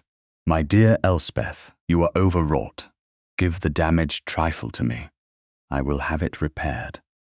No, the answer came too quickly to soften. She tried again, steadier. "No, thank you. My mother's things remain with me." For the first time, Tobias looked truly displeased. It was brief, but it showed the shape beneath the gentleman. Rupert turned his head slightly, enough to see Elspeth without taking his attention wholly from Tobias. "Would you like the piece wrapped?" he asked. "Not taken, not examined. Wrapped." The distinction steadied her. "Yes, Your Grace, if there is paper." The Dowager signaled a footman. Within moments, a sheet of clean tissue was brought. Rupert did not reach for the shuttle. He held out the tissue instead, letting Elspeth place the object upon it herself. Their hands did not touch this time. The absence of touch felt almost as deliberate as the first brief contact. He folded the tissue only after she moved her fingers away, leaving the cracked seam protected but not hidden from her. "There," he said. "It should not worsen on the journey home." Fenella watched them with bright, furious eyes. How attentive his Grace is to keepsakes. Rupert looked at her then, only when others are careless with them. The room went still again. Fenella's lips parted, but no answer came. Tobias bowed with a cold little smile. Sentiment is a powerful influence. One hopes it does not lead to extravagant conclusions. Elspeth lifted the wrapped shuttle and returned it to her work-bag. The narrow strip remained inside the crack, still hers, still unseen by Tobias except as a suspicion. "Conclusions require evidence," she said. "I am learning that." Rupert's gaze met hers, and something passed between them that no one else could read fully. Not romance, not yet. It was recognition, a shared awareness that a broken object had spoken, though neither of them yet knew its language. Tea was served because society always served tea when it had nearly witnessed something honest. Ladies drifted toward cups and plates, relieved to have porcelain between themselves and discomfort. Elspeth stayed only long enough to avoid the appearance of flight. Her hand remained over the work-bag the entire time. Once, across the room, she saw Fenella whisper to Tobias. He answered without moving his lips. Both looked toward her bag. Mrs. Pike complained of a headache, which, for once, was perfectly timed. The Dowager offered her carriage for the short return to Ainswick Lodge, but Elspeth declined with gratitude and accepted only the presence of a Norbury footman walking them to their hired coach. Rupert accompanied them no farther than the entrance hall. That restraint mattered too much again.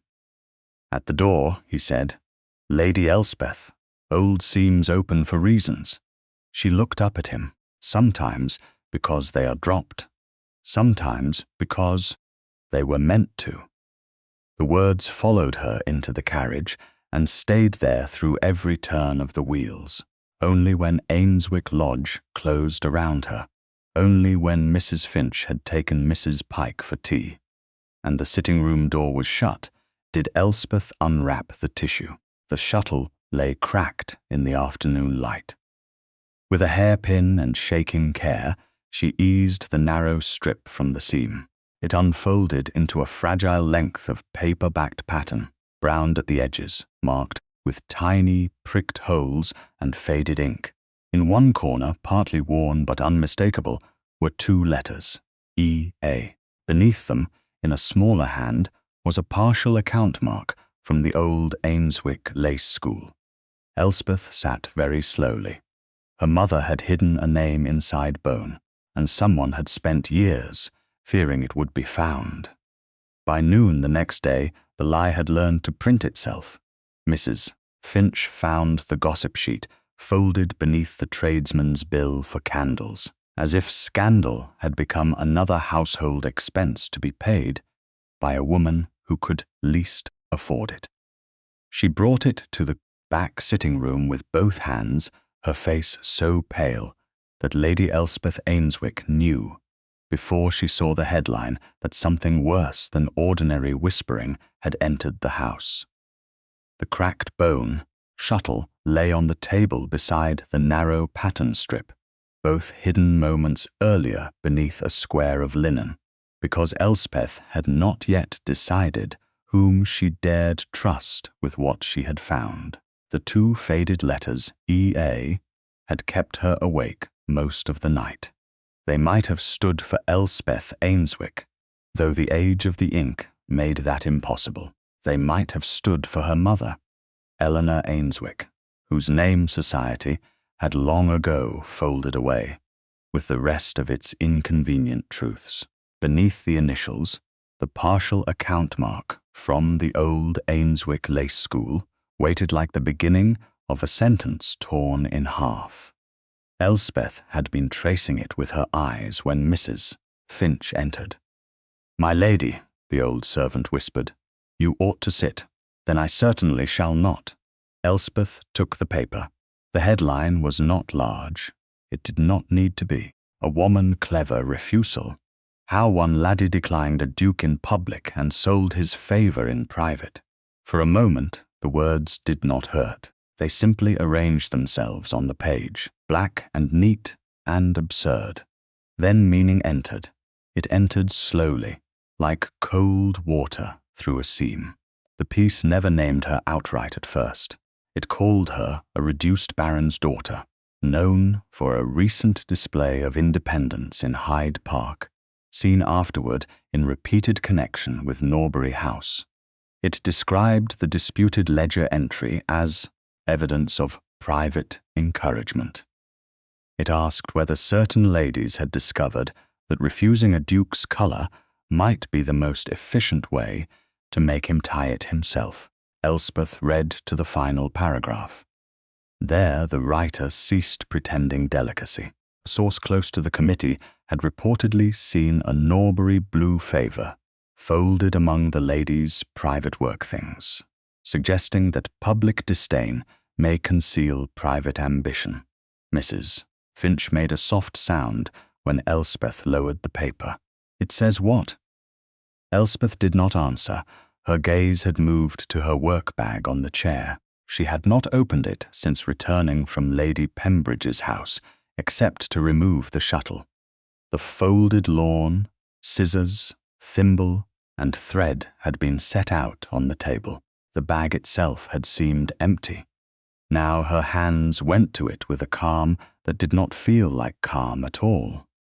She opened the inner pocket, the one she rarely used because the seam had loosened. A strip of Norbury blue satin lay folded inside. The colour struck her like a slap. For 1 second, she could not move.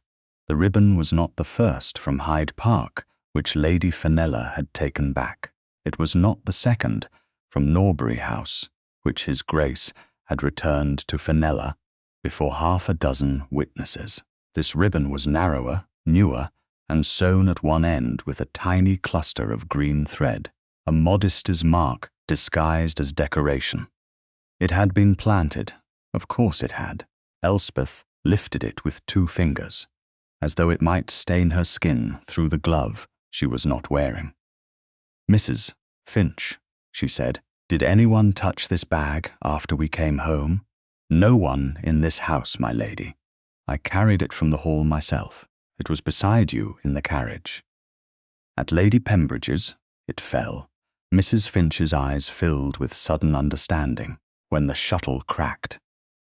Elspeth placed the ribbon beside the gossip sheet. The room seemed to tilt around the 3 objects on the table: the printed lie, the planted silk, and the broken shuttle that had given up her mother's hidden strip. Someone had made scandal and evidence meet in the same bag. Someone had known London would prefer the ribbon to the truth. Before she could speak, the front knocker sounded. Mrs. Finch looked toward the door as if expecting execution. "If it is Lord Tobias," Elspeth said, "show him in." It was Lord Tobias. He entered the sitting room 5 minutes later, with his hat in hand and concern arranged perfectly across his face. "My dear Elspeth, I came the moment I heard. How swift rumour travels when it knows where to find you."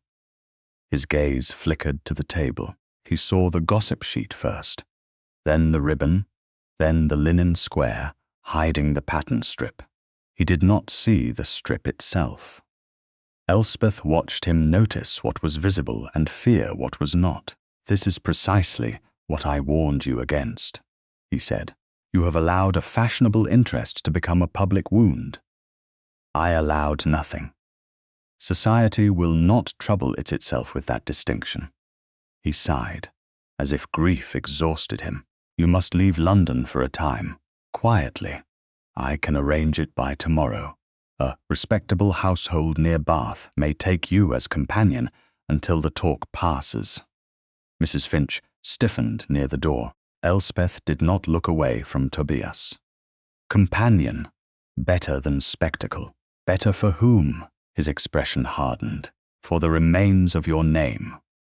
The words landed exactly where he aimed them, but the pain no longer found an undefended place. Her name lay on the table in another form now, hidden under linen in her mother's old initials. My name appears to be in great demand, Elspeth said. The ledger spent it. The gossip sheet sells it. You offer to store what remains of it in Bath. Do not become theatrical. Do not become generous on my behalf. Tobias stepped closer.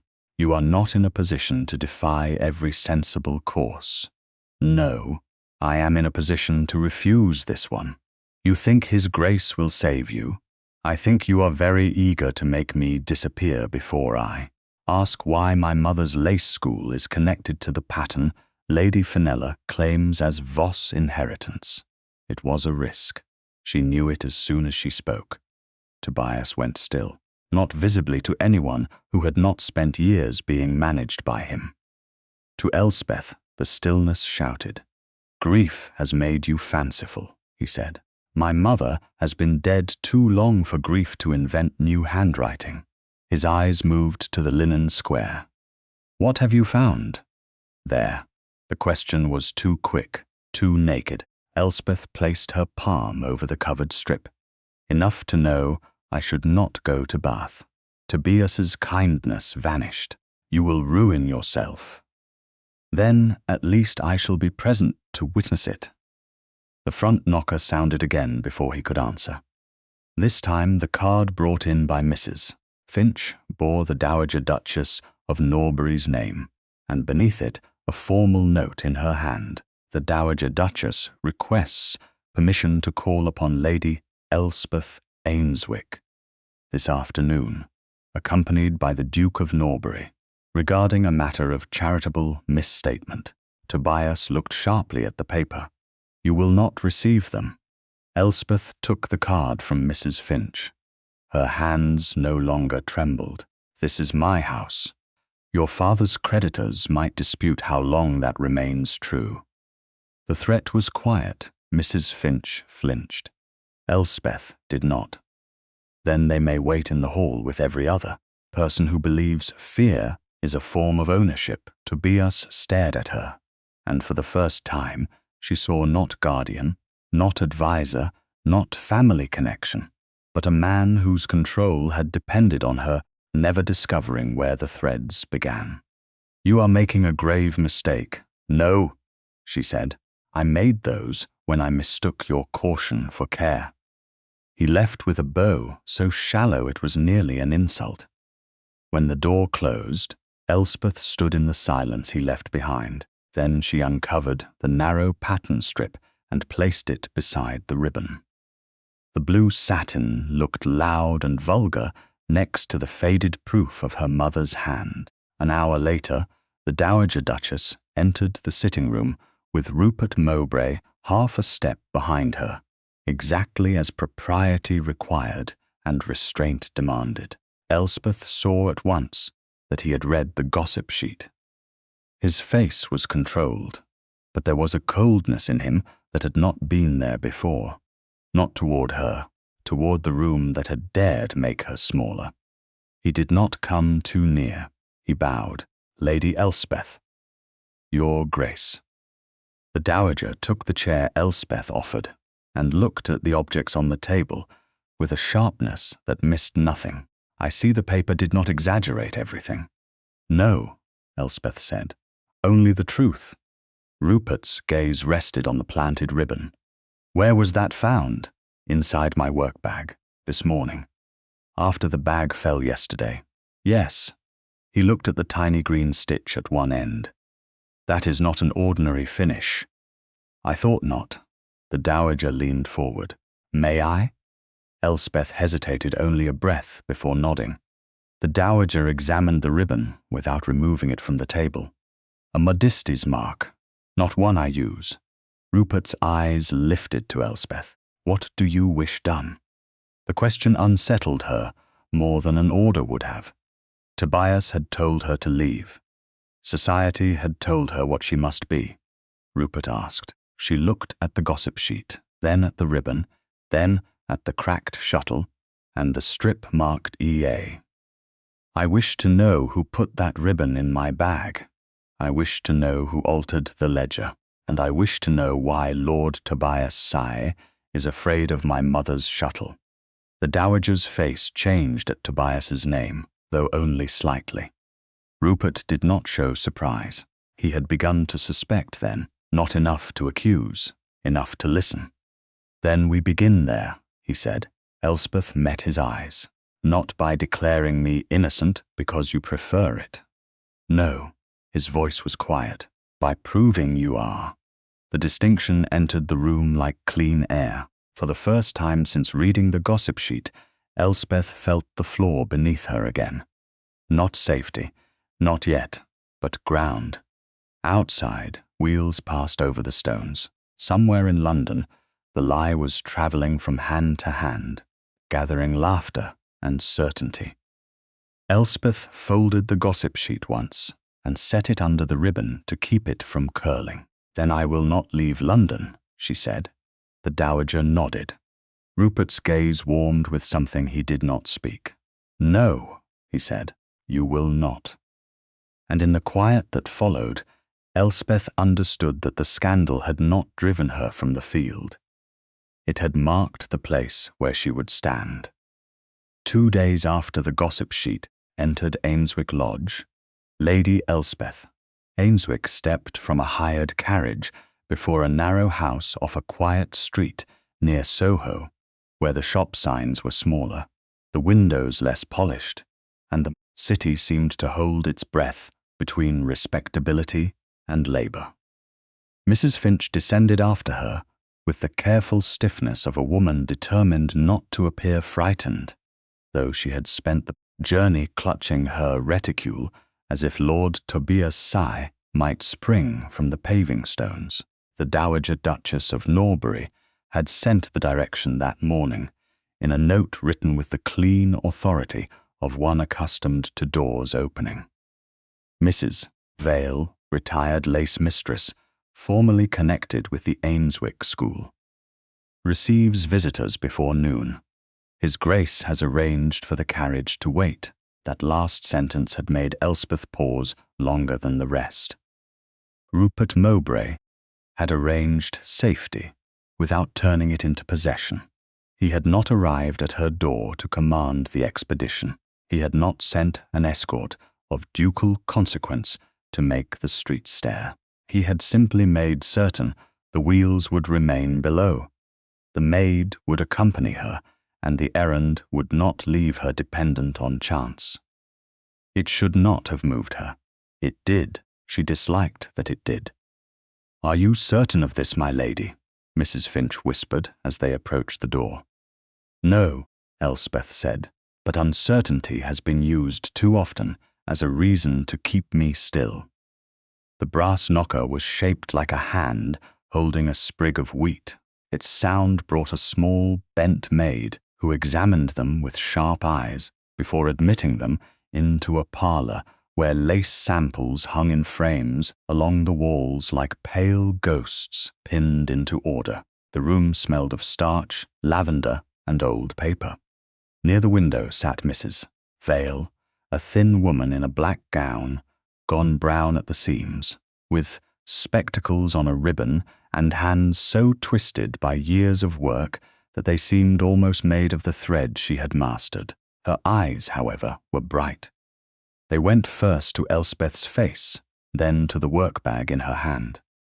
"You are Eleanor Ainswick's girl," she said. Elspeth had prepared polite introductions. They fell away. No one had called her that in years. In London, she was poor Lady Elspeth, late Baron Ainswick's daughter, difficult, proud, reduced, the woman who had refused, and then, if the gossip sheet could be believed, schemed. Eleanor Ainswick's girl was another creature entirely, younger, less guarded, belonging to someone before society began subtracting from her. "Yes," she said, and her voice nearly failed. Mrs. Vale nodded toward the chair opposite. "Then sit. Your mother never stood when truth required strength. She conserved herself for the difficult part. Elspeth sat. Mrs. Finch remained near the door, watching the little maid as though old houses might produce danger from cupboards. Elspeth opened her work-bag and removed the carved bone shuttle, still cracked along the seam, wrapped in clean tissue. Beside it, she placed the narrow strip she had drawn from inside it, the faded pattern marked with the letters EA and the partial account sign. Mrs. Vale did not touch either at first. She looked. The room grew very quiet. Then the old woman's mouth trembled. She kept it then. Elspeth's hand tightened in her lap. "You recognize it?" "I recognize the hand that marked it. I recognize the account sign. And I recognize the pattern those leaves were meant to become." Mrs. Vale lifted the strip with a reverence that made Elspeth's throat ache. "Your mother designed the border Lady Fenella Voss now calls family inheritance." The words did not strike like thunder. They settled instead, heavy and final, into a place in Elspeth that had been waiting without knowing it. "Can that be proved? If the old sample survives?" Mrs. Vale turned slightly and called for a box. The maid brought a flat japanned case from beneath a cabinet and set it on the table. Mrs. Vale's fingers shook too much for the latch, so Elspeth opened it for her. Inside lay bundles wrapped in tissue, each labelled in a cramped hand. Some were yellowed. Some had been chewed at the edges by time. Mrs. Vale searched slowly, muttering names under her breath until she found a folded packet tied with brown thread. "This was not meant to remain with me. It should have been returned to the school chest. But after your mother died and Lord Tobias took over the accounts, I learned to keep what men in clean gloves were too eager to tidy away." Elspeth looked up sharply. "Lord Tobias came here once after the school closed. He asked whether any designs remained in your mother's name. What did you tell him?" "That women's work rarely kept names long enough to trouble gentlemen." Mrs. Vale's smile was small and without warmth. "He believed I was being bitter. I was being careful." She untied the packet. Within it lay a lace sample, fragile as frost, leaves clasping small stars in a repeating border. The corner had not been cut away on this one. It held initials worked so discreetly that a careless eye would miss them, not embroidered on top, but made by the pattern itself. E.A. Eleanor Ainswick. Elspeth reached toward it, then stopped. "May I?" Mrs. Vale's expression softened. "She was your mother." Elspeth touched only the edge. The lace shifted, and a folded note beneath it slipped free. She caught it with her fingertips. The paper had darkened with age. A smear of blue-black ink marked the underside, still powdery, where damp had once touched it and dried imperfectly.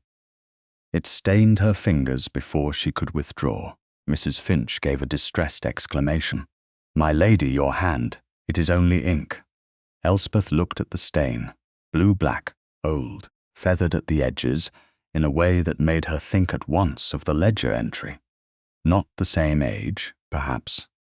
Not the same stroke, but the same family of color, the same habit of ink, sinking unevenly into paper. Mrs. Vale saw where her thoughts had gone.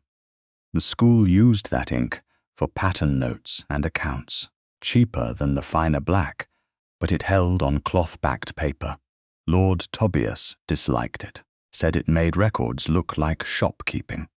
And yet the false ledger entry at Lady Pembridge's was in newer blue ink, Elspeth said. "A mimicry, then," Mrs. Vale replied, "or arrogance." Before Elspeth could ask more, carriage wheels stopped outside. Mrs. Finch stiffened. Mrs. Vale's maid peered through the curtain and whispered, "A grand carriage, mistress." Elspeth rose at once, gathering the shuttle and strip by instinct. The door opened moments later to admit the Dowager Duchess of Norbury. followed by Rupert Mowbray. The room seemed smaller with him in it, not because he tried to dominate it, but because consequence entered with him, and then, remarkably, stood still. He removed his hat. His eyes moved over the room, the framed lace, Mrs. Finch, Mrs. Vale, then Elspeth. Last, they stopped on her ink-stained fingers. "Lady Elspeth," the dowager said, "forgive the intrusion. Mrs.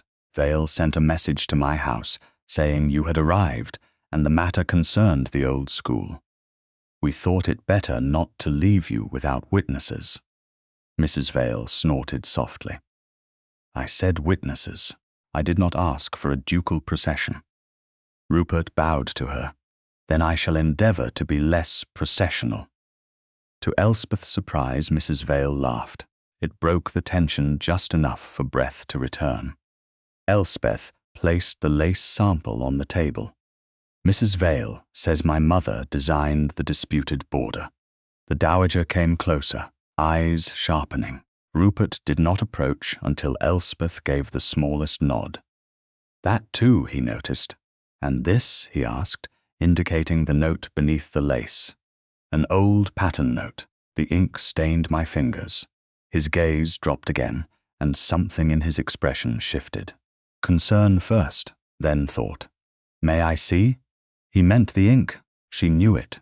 And still the question moved through her like a remembered chord. Part of her wanted to hide her hand, not because she feared him, but because the room already held too many witnesses to the strange intimacy of being carefully noticed. He waited. Mrs. Vale watched them through bright spectacles. The dowager looked at the lace, granting them the mercy of not staring. Elspeth extended her hand. "Yes." Rupert stepped close enough to examine her fingers, but not closer. He did not take her hand. He held his own beneath it, palm up, leaving her to decide whether to rest hers there. She did, lightly, the tips of her stained fingers hovering above his glove. Only then did he lift his other hand and touch the edge of her index finger with the gentlest pressure, turning it toward the light. No skin met skin. Nothing improper occurred. Yet every nerve in Elspeth's body seemed to understand that he had asked, and she had chosen, and he would release her the instant she wished it. "The feathering is similar," he said quietly, "not proof by itself." "No," she answered, "but a thread." His eyes rose to hers. "Then we follow it." Mrs. Vale made a satisfied sound. "That is what threads are for, Your Grace, though gentlemen usually prefer cutting them when they tangle." Rupert released Elspeth's hand at once, before the moment could become something the room might name. "Then I shall try not to be usual."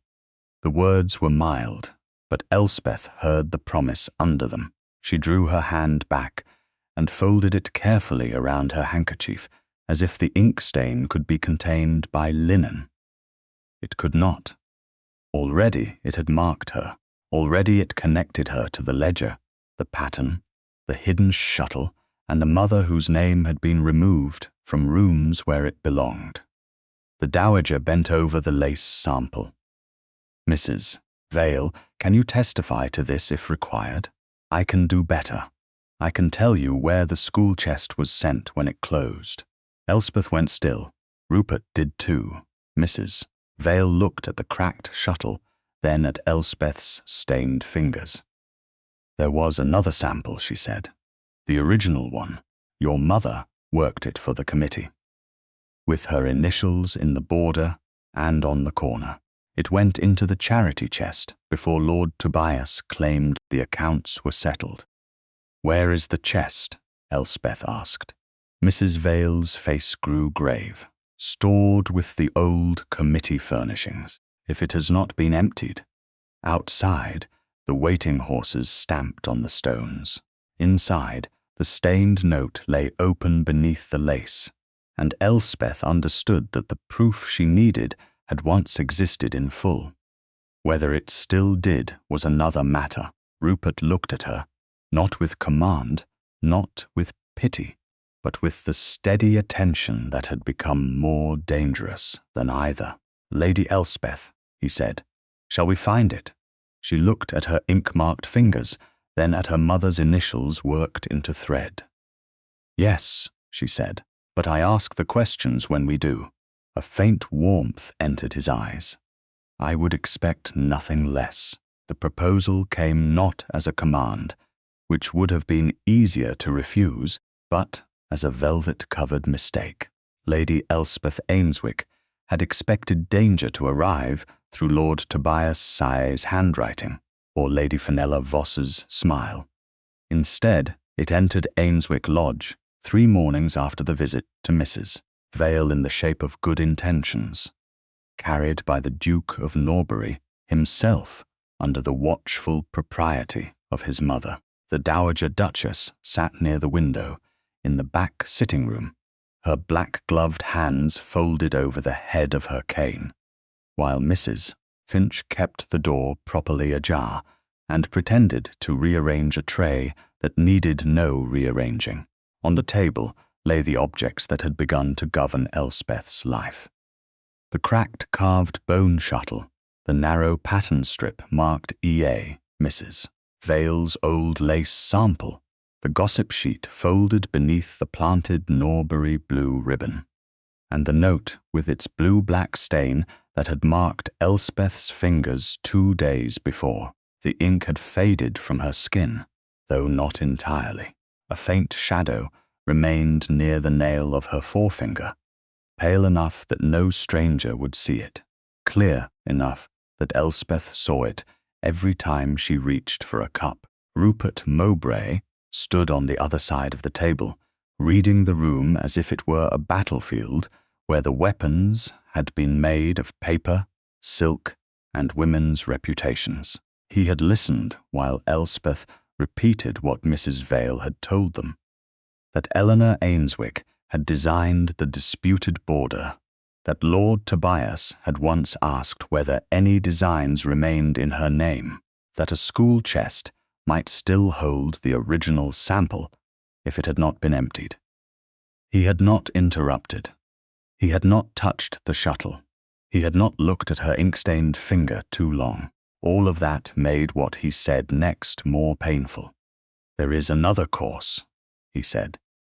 Elspeth looked up from the pattern strip. Another course to the chest, to the immediate scandal.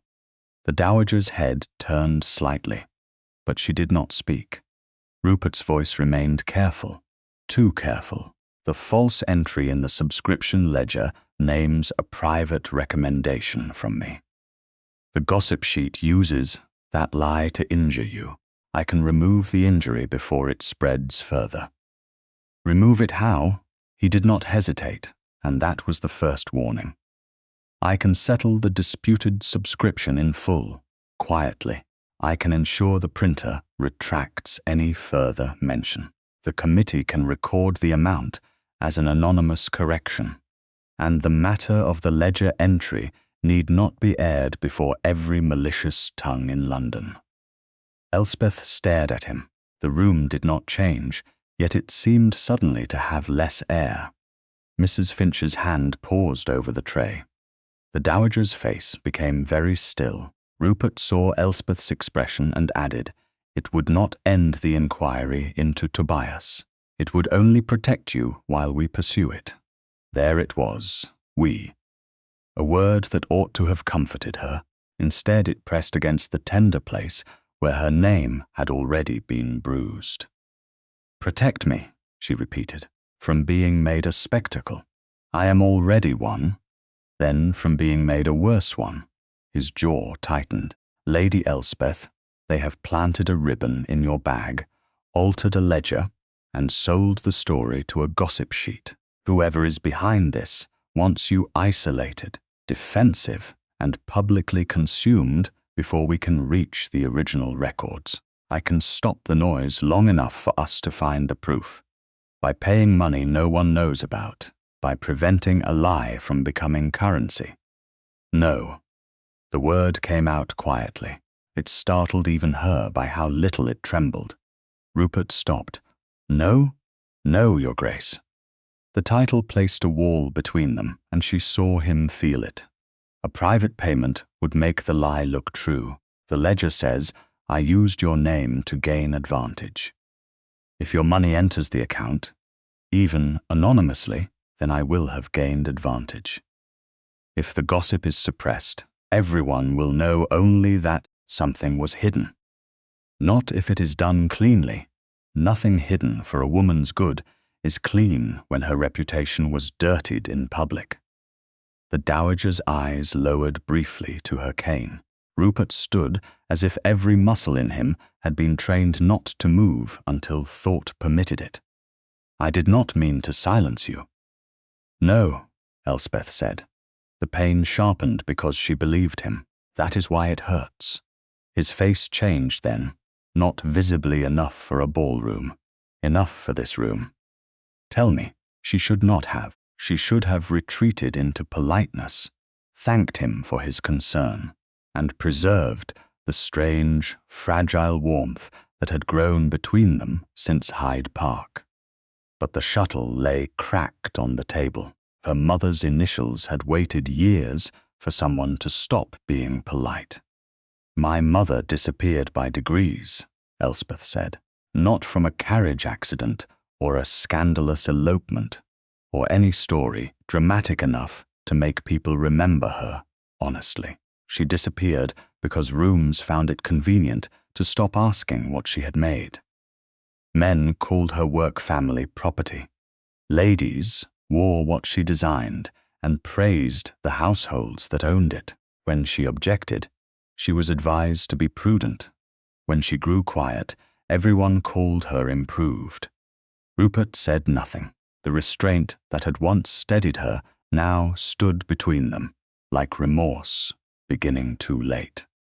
Elspeth touched the edge of the pattern strip, not moving it. You offer to settle this privately because public risk frightens you. His eyes met hers. He did not deny it quickly enough. That honesty almost undid her. Yes, he said at last. It does. The admission was low, stripped of ducal polish. Not because I doubt you, because I know what London does to women who stand too long under its appetite. So do I. That is precisely why I. He stopped himself. The unfinished sentence mattered. It had begun with command. He heard it too. Elspeth drew back her hand from the table. If I allow you to bury the scandal, then Lady Fenella may still say I hid behind your influence. Lord Tobias may still say my judgment required management. The committee may still whisper that there must have been something to pay for, and my mother's name will remain where it has been for years, beneath someone else's convenience. The Dowager Duchess spoke then, softly. My son is accustomed to solving problems before they reach the room. Elspeth looked at her. Then he must learn that some wrongs are the room. Silence followed. It was not comfortable. It was not hostile either. It was the silence after a candle is brought to a stain and everyone sees the floor cannot be called clean. Rupert lowered his gaze to the planted ribbon. I have made an error. The words were formal, but his voice was not. I thought I was offering you shelter. I see now I was offering another closed door. Elspeth's throat tightened. Forgiveness pulled at her because apology, from a man of his rank, was no small thing. But apology could not be allowed to become another ribbon. She kept her hands folded. No touch. Not now. This moment required distance so that the choice remained hers. I will find the charity chest, she said. Mrs. Vale said it was stored with the old committee furnishings. I will ask where those furnishings went. I will speak to anyone who remembers the school, and if society wishes to watch me do it, then let society learn something useful for once. A faint, pained warmth crossed Rupert's face. You should not have to do it alone. I have done many things alone. I know, Your Grace. You know that I have been alone. That is not the same as knowing how it is done. He accepted the correction with a slight bow of his head, and in that acceptance something between them shifted again. Not healed, altered. Then tell me where to stand. Elspeth blinked. What, when the next room forms around you, tell me where to stand. His voice was quiet enough that Mrs. Finch stopped pretending not to listen. If you tell me to stand behind you, I will. If you tell me to stand at the door and say nothing, I will. If you tell me my title is useful only after you have spoken, I will wait. But do not mistake my error for indifference. The words struck deeper than any defense he had offered before. Elspeth looked away first, because she was not ready for the feeling in his eyes, and because she could not afford to soften too quickly, simply because a powerful man had learned to ask properly after offering wrongly. On the table, the cracked shuttle remained open along its seam, broken but not empty. There is one thing you may do, she said. Name it. Do not suppress the gossip sheet. His mouth tightened. Very well. Find out who delivered the note that created the ledger entry, quietly if you must, but not secretly from me. Agreed, and send no money. None. The dowager's cane tapped once as if concluding a contract no solicitor could have drafted better. Rupert looked at Elspeth, and for the first time since entering, he seemed less like a duke deciding how to manage a scandal and more like a man standing at the edge of a path he had never walked because, no one had ever required him to place power down before taking the first step. Lady Elspeth, he said, I am sorry. She wanted absurdly to reach for the shuttle. Instead, she held his gaze. Then be sorry in the open when it matters. A breath moved through him. I will.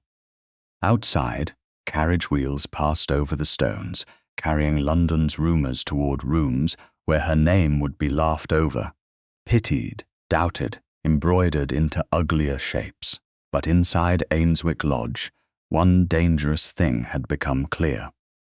Rupert Mowbray could wound her without intending it. He could also learn. Elspeth did not know yet which truth would matter more. She only knew that when Mrs. Finch closed the sitting-room door after the Duke and Dowager departed, the objects on the table had not changed, but the next step had. They would not bury the scandal. They would follow it to the old charity chest. And if the proof had survived, Elspeth would bring it into a room bright enough that no one could pretend not to see. The old charity chest had been moved so often in memory that by the time it was finally found, Lady Elspeth Ainswick almost distrusted the sight of it. It stood in a narrow storage room behind the former Lace School committee chamber, a squat oak box with iron bands dulled by years of dust and neglect, half hidden beneath folded screens and a stack of cracked pattern frames. The room smelled of dry wood, paper, and extinguished industry. Once, women had come through this passage with baskets of thread-tired eyes and hands clever enough to make delicacy from hunger. Now their records had been stored where no visitor would see them. As if usefulness itself could be retired when society grew tired of acknowledging its debts. Elspeth stood at the threshold with Mrs. Finch at her shoulder, the cracked bone shuttle wrapped in tissue inside her work bag. The pattern strip and planted ribbons sealed in separate envelopes beneath the Dowager Duchess' temporary care. Rupert Mowbray had kept his promise. He had not suppressed the gossip sheet. He had not paid a hidden sum. He had not stepped before Elspeth when the committee steward reluctantly admitted that the old furnishings had been sent to this back chamber after the Ainswick School closed. He had simply arranged that the room be opened in the presence of proper witnesses. The Dowager, Mrs. Vale, a committee secretary, and the former clerk, Mr. Nab, who had been discovered living above a stationer's shop and brought in a hired carriage after much persuasion and visible terror. Mr. Nab now stood near the door, a narrow man with yellowed cuffs and a face that looked as though it had spent years apologizing before anyone spoke to him. His eyes avoided Elspeth. They avoided the Duke more. Most of all, they avoided the chest. "That is it," Mrs. Vale said, leaning heavily on her cane. "The school chest." The words moved through Elspeth more sharply than she expected. She had thought proof would feel cold. Instead, it felt dangerously alive. "Who has held the key?" Rupert asked. "The committee secretary." Mr. Fallow coughed into his hand. "It was thought lost, Your Grace. The lock is old. A smith could be sent for." Mrs. Vale made a sound of contempt. "Lost keys are often found in gentlemen's desks after inconvenient women stop asking." Mr. Fallow coloured. Mr. Nab's hand twitched. Elspeth saw it. So did Rupert, but he did not speak. He had told her in the carriage, with the Dowager seated opposite and Mrs. Finch beside her, that he would stand where she chose. At the chamber door, before Mr. Nab was brought in, Elspeth had said, "Beside the window." "Not behind me, not before me." He had obeyed without comment. Now he stood by the small high window, where weak afternoon light fell across his shoulder, present enough to steady the room, distant enough that no one could mistake his power for her voice. The chest remained closed.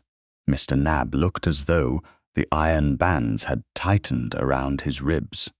Elspeth stepped toward him. She had questioned merchants before, and servants, and ladies who pretended not to remember what they remembered very well, but never a man whose fear might be the only bridge between her mother's stolen name and the truth buried under dust. Her hands trembled once. She closed them. The tremor returned. She hated it, not because fear was shameful, but because men like Tobias Sy had built whole houses out of women's visible fear. Across the room, Rupert moved only his hand. He did not approach. He turned his palm upward at his side, open, silent, offered to the air between them. She looked at it, then at his face. There was no demand in him, no expectation that she reward his apology, no claim that comfort was owed because he had learned better. Only a choice placed where she could accept it or leave it untouched. Elspeth crossed the small distance herself. She laid her gloved hand in his. His fingers closed only after hers did. Not tightly. Enough. The warmth of his grasp moved through the glove with an impossible steadiness, and for one breath she let herself draw strength, without surrendering command.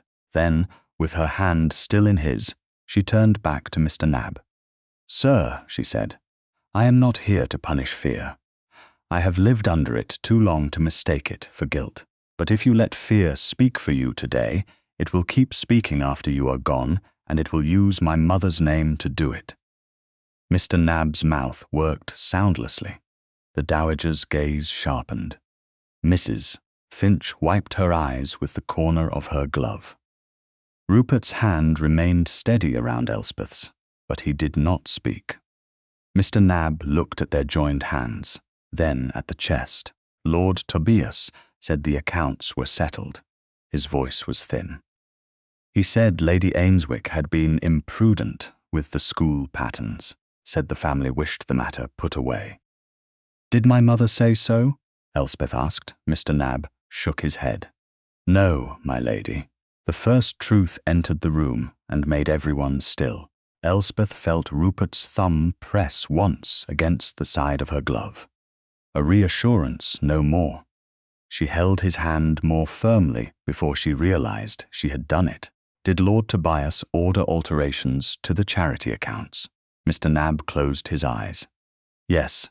Mr. Fallow made a choking noise. The Dowager said, "Let him continue." Mr. Nab swallowed. There were subscriptions assigned to the Ainswick School. that were moved into a general relief account. Some were later marked as private reimbursements. I copied what I was told to copy. By Lord Tobias? Elspeth asked. By his instruction, delivered through his man of business, and once in his own hand. Where is that hand now, mister? Nab looked toward the chest. There was a ledger page, not the main book, a torn working sheet. I kept it because I thought if the matter ever turned, if I was accused. You hid it in the chest, behind the lining of the pattern tray. Mrs. Vale drew a breath that sounded almost like a sob. Elspeth's knees weakened, but Rupert's hand steadied hers. He still did not speak. This was her room now, though she stood in a place that had once erased her mother. "Do you have the key?" Elspeth asked. Mr. Nab hesitated. Then, slowly, he reached inside his waistcoat and drew out a small iron key tied with black thread. Mr. Fallow stared at it in outrage. "You said it was lost." "I said it was thought lost," Mr. Nab whispered. By others he held it out, not to the Duke, not to the Dowager, but to Elspeth. She released Rupert's hand to take it. The loss of his touch was immediate, but the strength of it remained, as if he had given nothing, and reminded her of what was already hers. She crossed to the chest. The lock resisted once, then yielded with a dull click that seemed to travel backward through years. Mrs. Vale covered her mouth. Elspeth lifted the lid. Inside lay pattern books, wrapped bundles, several brittle account covers, and the flat tray Mr. Nab had named. Dust rose, pale, in the window light. Elspeth did not cough. She lifted the tray carefully. The underside lining had loosened at one corner. With Mrs. Vale's small knife, she eased it back. A folded sheet lay hidden beneath, browned but intact. "Mister?" Nab made a sound of terrified relief. Elspeth unfolded it on the nearest table. Names, amounts, initials and transfers ran down the page in cramped writing. One line bore the account sign from the pattern strip. Another carried Tobias Sire's initials beside an instruction. Move balance under general patronage. No designer name to remain. For a moment, Elspeth could not hear anything. Not the street beyond the wall. Not Mrs. Finch crying softly. Not Mrs. Vale whispering, "Eleanor, my dear." She saw only the phrase, "No designer name to remain." Her mother had not vanished by accident. She had been removed by instruction. Rupert stepped nearer, but stopped before reaching her. "Lady Elspeth?" She folded one hand over the edge of the table. "I am standing." Her voice was faint, then stronger. "I am still standing." Mr. Nab began to weep, quietly and with great shame. "I am sorry, my lady. I should have spoken." Elspeth looked at him. She thought of all the frightened people who kept wickedness alive by telling themselves survival was innocence. She thought of herself too, and of every silence she had mistaken for safety. "Then speak now," she said, "not to me alone. When the time comes, you will speak where others can hear, Mr." Nab nodded, broken but no longer evasive. At that moment, a sharp knock sounded from the outer chamber. The committee footman entered, pale, holding a folded note. "Forgive me, Your Grace." This was delivered for Mr. Nab. Rupert took one step, then stopped and looked to Elspeth. Her heart was pounding. "Read it," she said to Mr. Nab. The clerk opened the note with shaking hands, his face drained of colour. Elspeth did not need to see the signature to know. Tobias had learned too quickly. "What does it say?" she asked. "Mr." Nab looked at the chest, the page, the witnesses, and then at Elspeth. His voice shook, but he did not hide the paper. "It says old clerks, who misremember old accounts, may find themselves charged with theft." Rupert's face went cold. The Dowager rose, but Elspeth, still holding the ledger sheet that bore her mother's erasure, felt something steadier than anger gather inside her. Tobias was still trying to make fear speak first. This time, fear had arrived too late.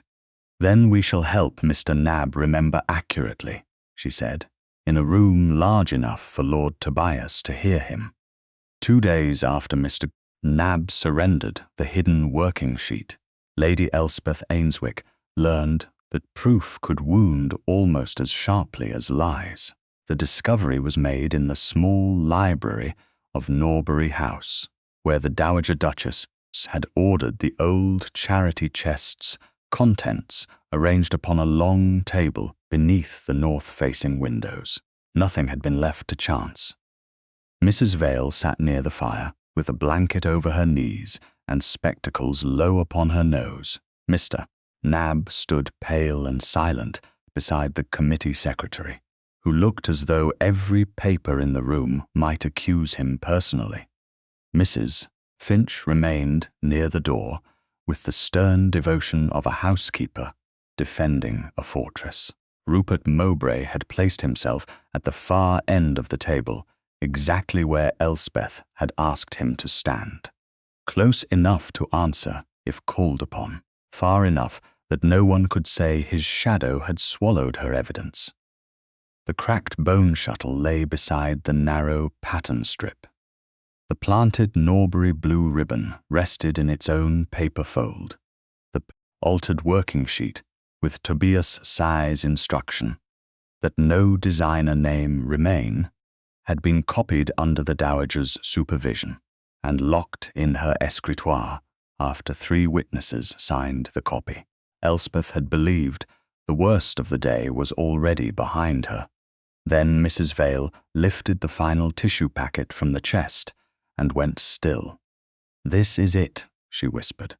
Elspeth's pulse struck hard.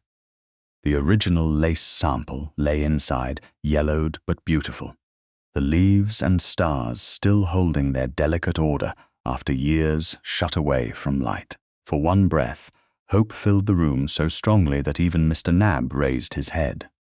Then Elspeth saw the corner. It had been cut away, not frayed, not broken by age.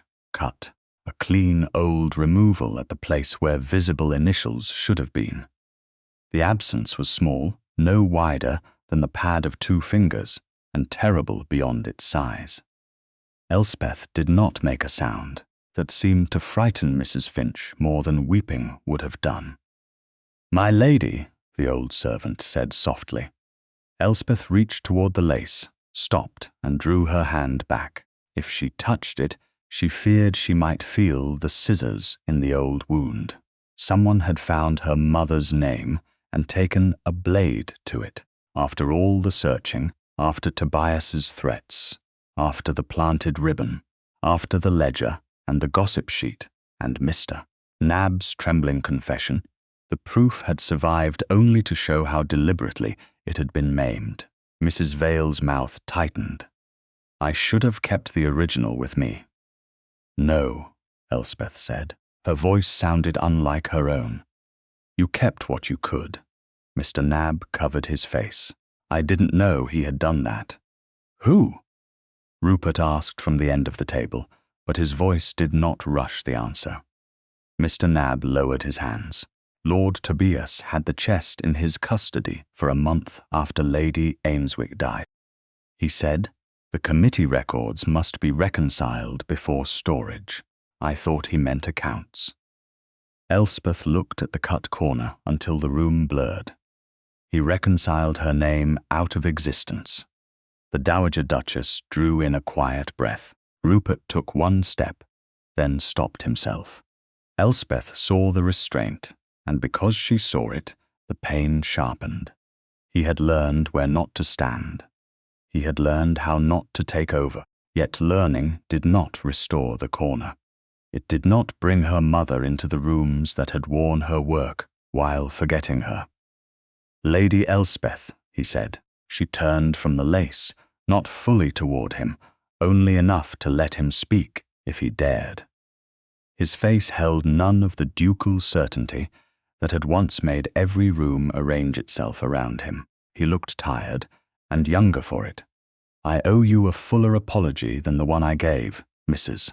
Vale shifted as if to object to private matters before witnesses, but the dowager stilled her with a glance. Rupert's gaze remained on Elspeth. When I offered to settle the scandal quietly, I told myself I meant to spare you. That was true, but it was not the whole truth. Public risk frightened me, not for my name, for yours. I saw what they were doing, and my first instinct was to close the doors, pay the sum, stop the mouths, and call it protection. He paused. The room listened, because men of his rank rarely named their own failures without being forced. But a closed door is where your mother's work was buried. A quiet settlement would have taught society that your truth needed managing. I tried to buy silence because silence was the kind of power I understood. I am sorry. I was wrong. Elspeth's throat hurt. She wanted to accept the apology at once because it was honest. She wanted to reject it because honesty still arrived after harm. Instead, she stood with both feelings and let neither command her. You would have meant well, she said. Yes. His answer was immediate. That is what shames me most. The words went through her carefully guarded anger and found grief beneath it. She looked back at the lace. My mother was surrounded by people who meant well after they had already decided what truth would cost them. Then I won't ask you to trust my intention, Rupert said. Only my conduct from this moment forward. Mrs. Vale gave a small, approving grunt. Elspeth almost smiled, but the cut corner stopped her.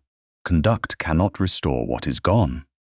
No, Rupert said, but it can refuse to benefit from the loss. The library fell quiet.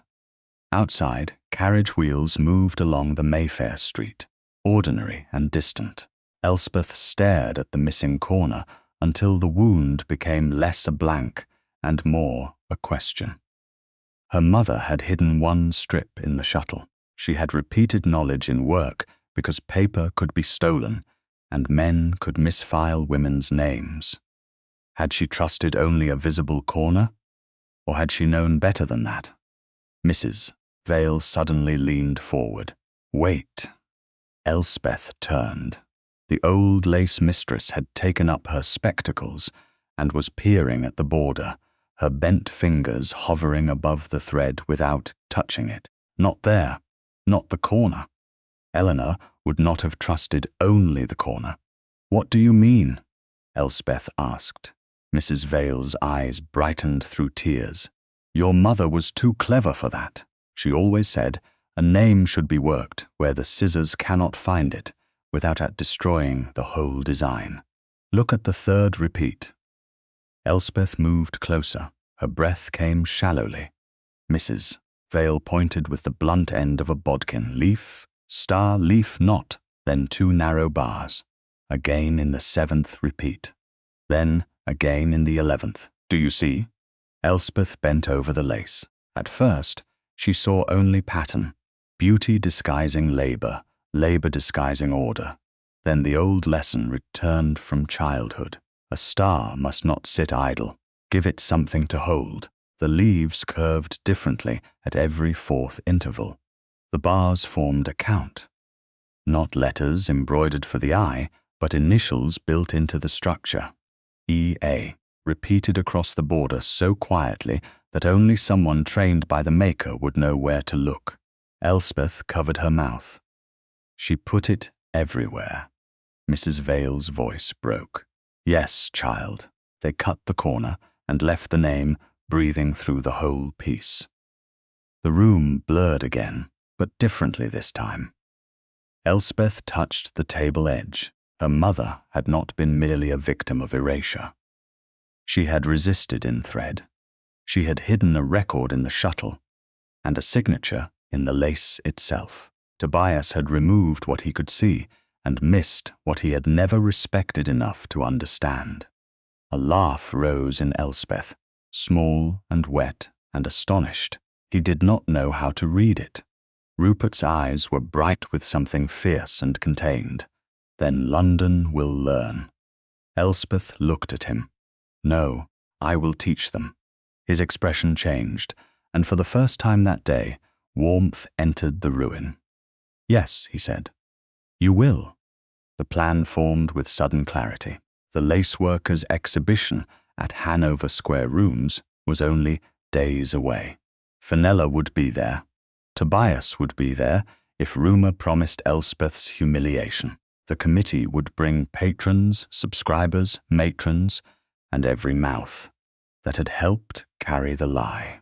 Elspeth could show the cracked shuttle, the hidden strip, the planted ribbon, the altered ledger, Mr. Nabb's working sheet, Mrs. Vale's testimony, and the original lace sample with its cut corner. Then she could demonstrate what remained. Not plead, demonstrate. I need a frame large enough for the sample, she said, and a drawn enlargement of the border count. Mrs. Vale sat straighter. I can mark the repeats. No, Elspeth said gently. You can check mine. Mrs. Vale smiled through tears. Good girl, Mr. Nabb whispered. I will speak if asked. You will be asked, the dowager said. Her tone made cowardice sound suddenly unfashionable. The room began to move. Mr. Fallow gathered papers, Mrs. Finch went to fetch pencils and clean cloth. Mrs. Vale demanded better light. The dowager issued instructions with the chilly efficiency of a general who considered social warfare beneath her dignity, but not beyond her skill. For a moment, Elspeth remained by the table, hand resting near the cut lace. The surge of purpose held her upright until it did not. When the others had turned away, the grief came back swiftly and without mercy. Her mother's name had survived, but the cut corner still existed. The years still existed. The empty rooms, the polite omissions, the praise given elsewhere. Elspeth pressed her hand against the table and closed her eyes. I am tired, she whispered, hating the confession. Rupert's voice came from a careful distance. May I hold you? The question opened something in her that the apology had not. He asked in a room where he could have presumed pity. He asked after she had found her strength, not before. He asked as if comfort were not payment, not reward, not claim. Elspeth turned. He stood with his hands at his sides, waiting. The choice was hers so completely that fear loosened. She crossed the space between them herself. Only then did he lift his arms. She stepped into them, and when he held her, he did so as if she were not fragile, but precious. There was a difference. Elspeth rested her brow briefly against his shoulder and let one breath break. His arms tightened only when hers rose around him in answer. No one spoke. The embrace lasted no longer than propriety and privacy allowed, but it changed the air around them. When she drew back, he released her at once. His eyes held what he did not yet say. She was grateful he did not say it. Not before her mother's name stood in public, not before truth had room to breathe. Elspeth turned back to the table. The cut lace lay waiting. So did the pattern that had survived the blade. At Hanover Square Rooms, she said, her voice steadier now, they will see exactly what he failed to cut away. By the afternoon, the laceworkers' exhibition opened at Hanover Square Rooms. London had already decided it was attending a charitable display, a social trial, and a hunt. Lady Elspeth Ainswick felt all three purposes waiting beneath the music as she entered with Mrs. Finch on one side and the Dowager Duchess of Norbury on the other. The cracked bone shuttle wrapped in tissue inside her work bag and the prepared evidence carried in a flat portfolio by Mrs. Vale's maid. The rooms were bright with candles and late spring light, filled with the rustle of silk, the gleam of lorgnettes, and the murmured admiration of people who praised women's labor most warmly when they could forget the women who had done it. Lace panels hung from temporary frames. Pattern books lay open beneath glass. Subscription cards rested beside silver dishes. At the far end, Lady Fenella Voss stood near the largest display. Dressed in white, with a narrow green trimming that made her look innocent only to those who found innocence convenient. Lord Tobias Sigh stood not far from her, composed and watchful, his smile polished into paternal concern. Rupert Mowbray, Duke of Norbury, waited near the side wall with Mr. Nab and Mr. Fallow close enough to be seen, not close enough to seem arranged for intimidation. He had kept his promise. He would not speak first. Elspeth saw him only once before. She turned toward the exhibition table. His eyes met hers across the room, and the look in them did not rescue her. It steadied the space around her so she could rescue the truth herself. Lady Elspeth, Fenella called, sweetly enough to carry. How brave of you to attend after such unkind reports. I hope you have not come to ask His Grace to contradict every printer in London on your behalf. The nearest conversations faded. There it was. The public cut, delivered before witnesses. Elspeth placed her portfolio on the central table. No, Lady Fenella, I have not come to ask His Grace for anything. A few brows lifted. Tobias moved half a step forward. My dear cousin, this is hardly the place for personal agitation. It is exactly the place, Elspeth said. The lie was made from charity records, lace patterns, and a ribbon placed in my private bag. All three belong in this room. Silence widened. Lady Pembridge clutched her programme. The Dowager Duchess gave no sign except the smallest lift of her chin. Elspeth unwrapped the cracked shuttle first. A sound moved through the crowd. Not quite pity, not quite curiosity. This was my mother's carved bone-lace shuttle. It fell at Lady Pembridge's viewing after my work bag was struck. When the seam opened, it revealed this. She laid the narrow pattern strip beside it, a hidden pattern marked EA, with the account sign of the old Ainswick Lace School. Fenella gave a little laugh. A touching keepsake. It proves only that your mother owned a tool. No, Elspeth said. It proves that someone thought the record worth hiding. She laid down the old lace sample from Mrs. Vale's packet, then the original sample from the charity chest, its corner cut away. A rustle passed through the matrons as they leaned closer. Mrs. Vale, formerly mistress of the Ainswick Lace School, recognizes the hand and the design. Mrs. Vale stood with help from her cane, small and bent, yet her voice carried. Eleanor Ainswick designed that border. I saw her mark it. I saw the school account assigned to it. The Voss family did not design it. They received credit after the school closed.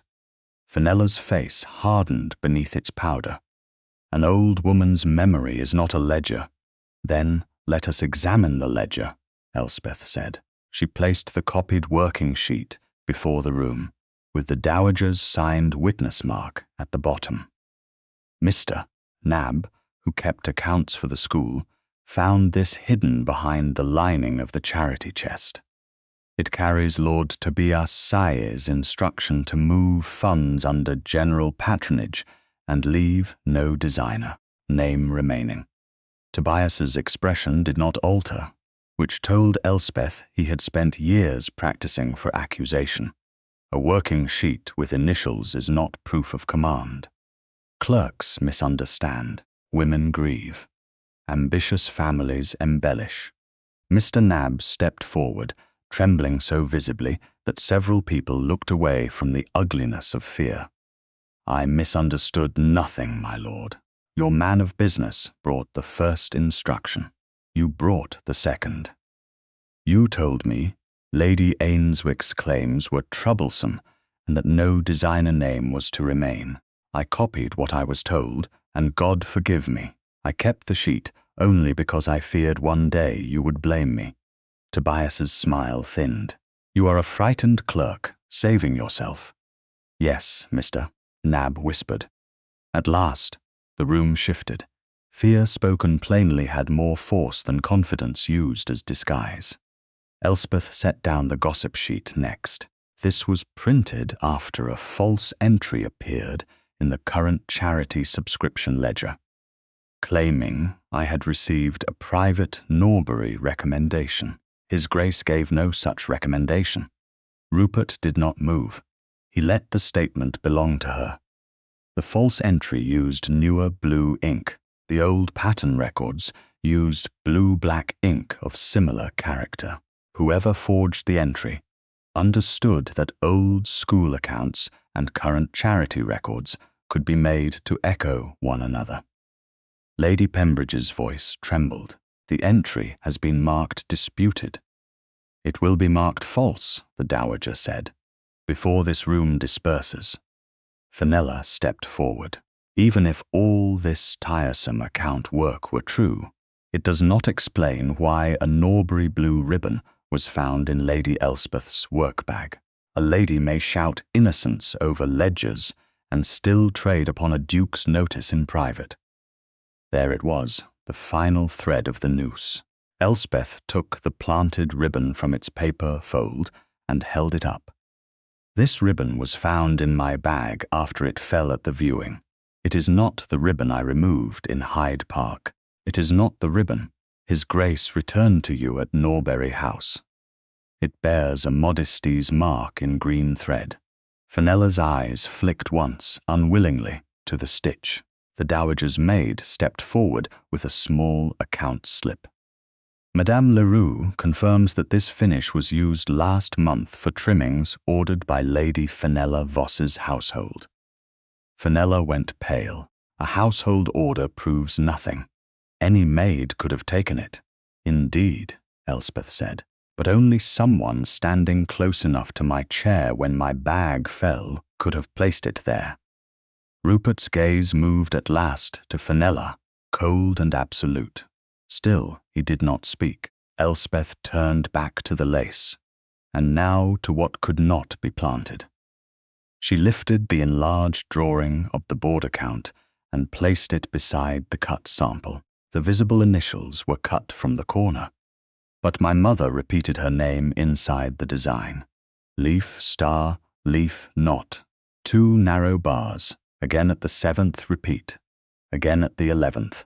The count forms EA throughout the border. To remove her name, one would have to destroy the entire lace. She demonstrated with thread and pin, slowly, clearly, while Mrs. Vale confirmed each repeat. The room that had gathered to consume humiliation fell silent before skill. Not beauty, not rank, skill. Elspeth's hands did not shake. When she finished, the evidence lay in an ordered line. Shuttle, hidden strip, planted ribbon, altered ledger, working sheet, inked note, cut sample, and the pattern that's still named Eleanor Ainswick. My mother's work was taken, Elspeth said. My name was then used to make me seem dishonest when I came too near the theft. I did not sell the Duke of Norbury's favour. I refused to be bought by it. The words settled into the room with a finality applause could not improve. Then Rupert stepped forward. Only then. Lady Elspeth Ainswick speaks the truth, his voice carried to every corner. I gave her no private recommendation. I offered her no hidden patronage. I believed her because she had earned belief before my name ever entered the matter. The committee will correct its records today. Mrs. Eleanor Ainswick will be named as designer. Lady Elspeth Ainswick will be named as the person who restored that truth. Lord Tobias Sigh will answer through solicitors for the altered accounts and restitution owed. Lady Fenella Voss will no longer serve any charity under Norbury patronage. Fenella made a small sound, as if the room had failed her by not remaining cruel. Tobias bowed stiffly, but no one moved aside for him when he turned to leave. That, more than shouting, marked his fall. Afterward, when the formalities began, and the Dowager held the committee in place like pins through silk, Rupert found Elspeth in the small retiring room beyond the exhibition doors. Mrs. Finch waited just outside, close enough for propriety, far enough for mercy. For the first time that day, Elspeth let herself tremble. Rupert stopped before her. "You stood where no one could cut the truth away." She looked at him through sudden tears. "I was afraid. I know." His voice broke softly. "I love you, Elspeth, not because you wanted anything from me, but because you would not let my name purchase yours." The world stilled. No title stood between them then. No ribbon, no ledger, only Rupert with his power set down and his heart unguarded. Elspeth stepped closer of her own will. "And I love you, Rupert. Not the Duke London wanted. You." His breath left him. He did not touch her. "Not yet." "May I kiss you?" she answered by lifting her face. But she gave him words too, because silence had stolen too much from the women before her. Yes, the kiss was gentle, brief, and reverent, a promise rather than a claim. When she drew back, her hand remained against his sleeve by choice. Beyond the door, London was learning how to correct itself. Inside, Elspeth felt her mother's name restored, her own name returned, and Rupert's love offered beside them, not above them. Several weeks after Hanover Square rooms fell silent before Eleanor Ainswick's restored name, the old lace school opened its doors again, beneath a morning sky so clear that even the narrow London street seemed to have been washed for the occasion. Lady Elspeth Ainswick stood just inside the threshold, watching women enter with baskets, girls with shy hands, widows with measured steps, and matrons who had once praised lace only after forgetting who made it. Today, the forgetting had been made difficult. A new brass plate had been fixed beside the door, polished bright enough to catch the sun. Ainswick Lace School, rest cord under corrected patronage recrus. Beneath that, in smaller lettering, it named Eleanor Ainswick as designer of the leaf and star border, formerly misattributed to the Voss collection. Elspeth had read the plate 3 times before the first carriage arrived. She had not wept, not then. Tears would have blurred the letters, and she had waited too many years to see them clearly. Inside the front room, the corrected ledger lay open under glass. Lady Pembridge had signed the amended page with visible discomfort and useful firmness. The Dowager Duchess of Norbury had countersigned it in a hand that suggested argument would be both unwelcome and unsuccessful. Mr.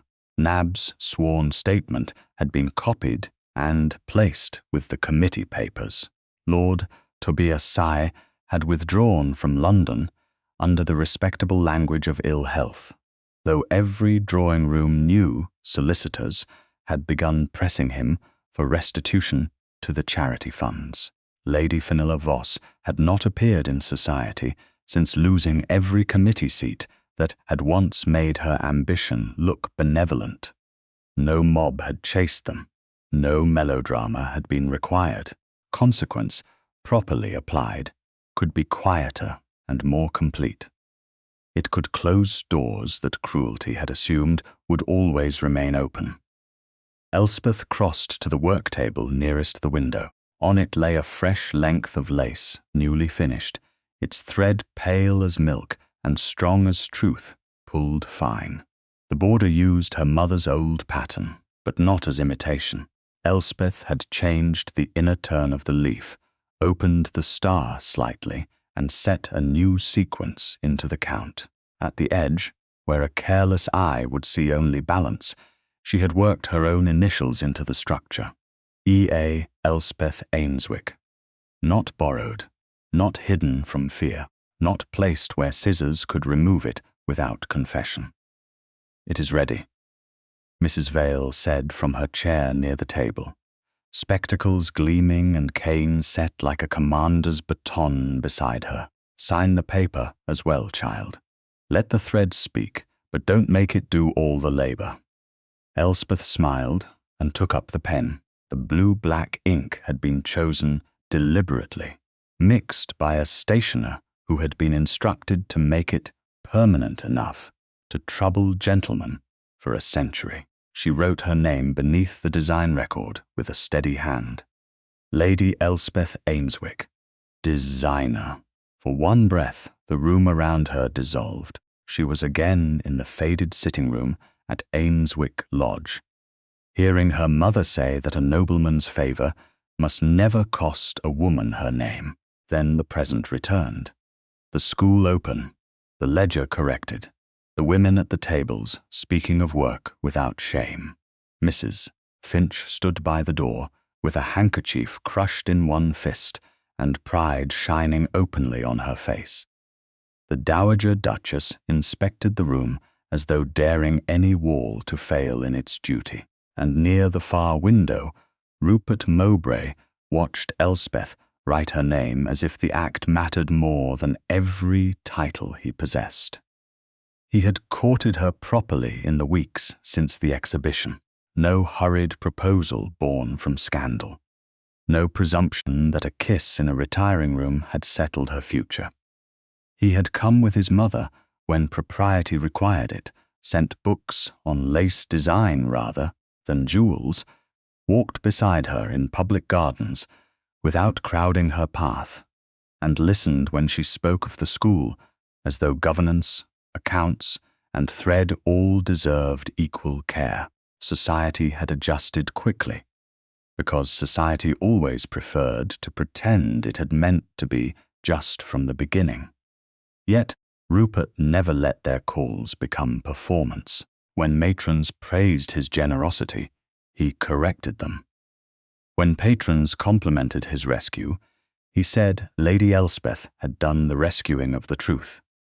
When someone joked that he had finally found the one woman in London who had not wanted him, he looked at Elspeth first and answered, "I hope to deserve the one woman who saw me after refusing the title." Those words had travelled too, though. Elspeth kept them closer than the gossip that preceded them. Now he approached the work table, stopping where the light fell over the new pattern. "May I see?" he asked. Elspeth turned the paper toward him. "You may." He bent over it with the concentration of a man who knew admiration, without understanding, was only another form of vanity. "The leaf is different, yes, and the star. A little." His eyes lifted. "It is yours." The simple sentence entered her more deeply than praise. "Yes," she said. "It is Mrs." Vale made a satisfied sound. "Good. Now, every patron in London may learn the difference between restoration and theft." The dowager's mouth curved, a lesson long overdue.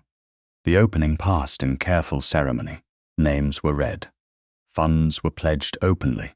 2 former laceworkers were invited to sit on the management committee, which caused several gentlemen to look startled and several women to look as though they had been waiting years to breathe. Elspeth spoke only briefly. She thanked the workers first, Mrs. Vale second, the dowager for insisting records become habit rather than occasion, and Rupert last, not because he mattered least, but because he knew now how to stand after truth had taken its place. When applause came, it did not feel like the triumph of a ballroom. It felt like a door unlocked. Later, when the guests moved toward the modest refreshments and Mrs. Vale began correcting a young patron's foolish statement about bobbin work with alarming vigor, Rupert found Elspeth near the small chapel attached to the school. It had once served the women who worked there, a quiet place with plain benches, narrow windows, and a little altar dressed in clean linen. Sunlight fell across the floor in pale rectangles. The noise from the front room softened behind the closed door. Mrs. Finch and the dowager remained within sight through the chapel window that opened toward the passage. An arrangement so proper it would have satisfied the sternest aunt in England. Still, the quiet felt intimate. Elspeth carried the repaired bone shuttle in her hand. The seam remained visible, filled and polished, but not disguised. "I am glad they did not make it look new," Rupert said. "So am I. It earned the right to show where it opened." He looked at her then, and the tenderness in his face no longer frightened her by its power. It moved her because it asked for nothing. It had not first learned to honor. "Elspeth," he said, leaving the title aside with care, "I have loved you since, before I had wisdom enough to know what love required. I told you once that I loved you because you would not let my name purchase yours. I say it again now because I know better what it means. I do not ask to place my name over yours. I ask whether you would allow mine to stand beside it." Her heart beat once, hard and clear. "Rupert." He took a small velvet box from his coat, but he did not open it at once, and he did not step closer. "I would like to court you for as long as you wish, wait as long as you require, and marry you only if the choice brings you freedom, not another form of gratitude. Will you be my wife?" The chapel held the question gently.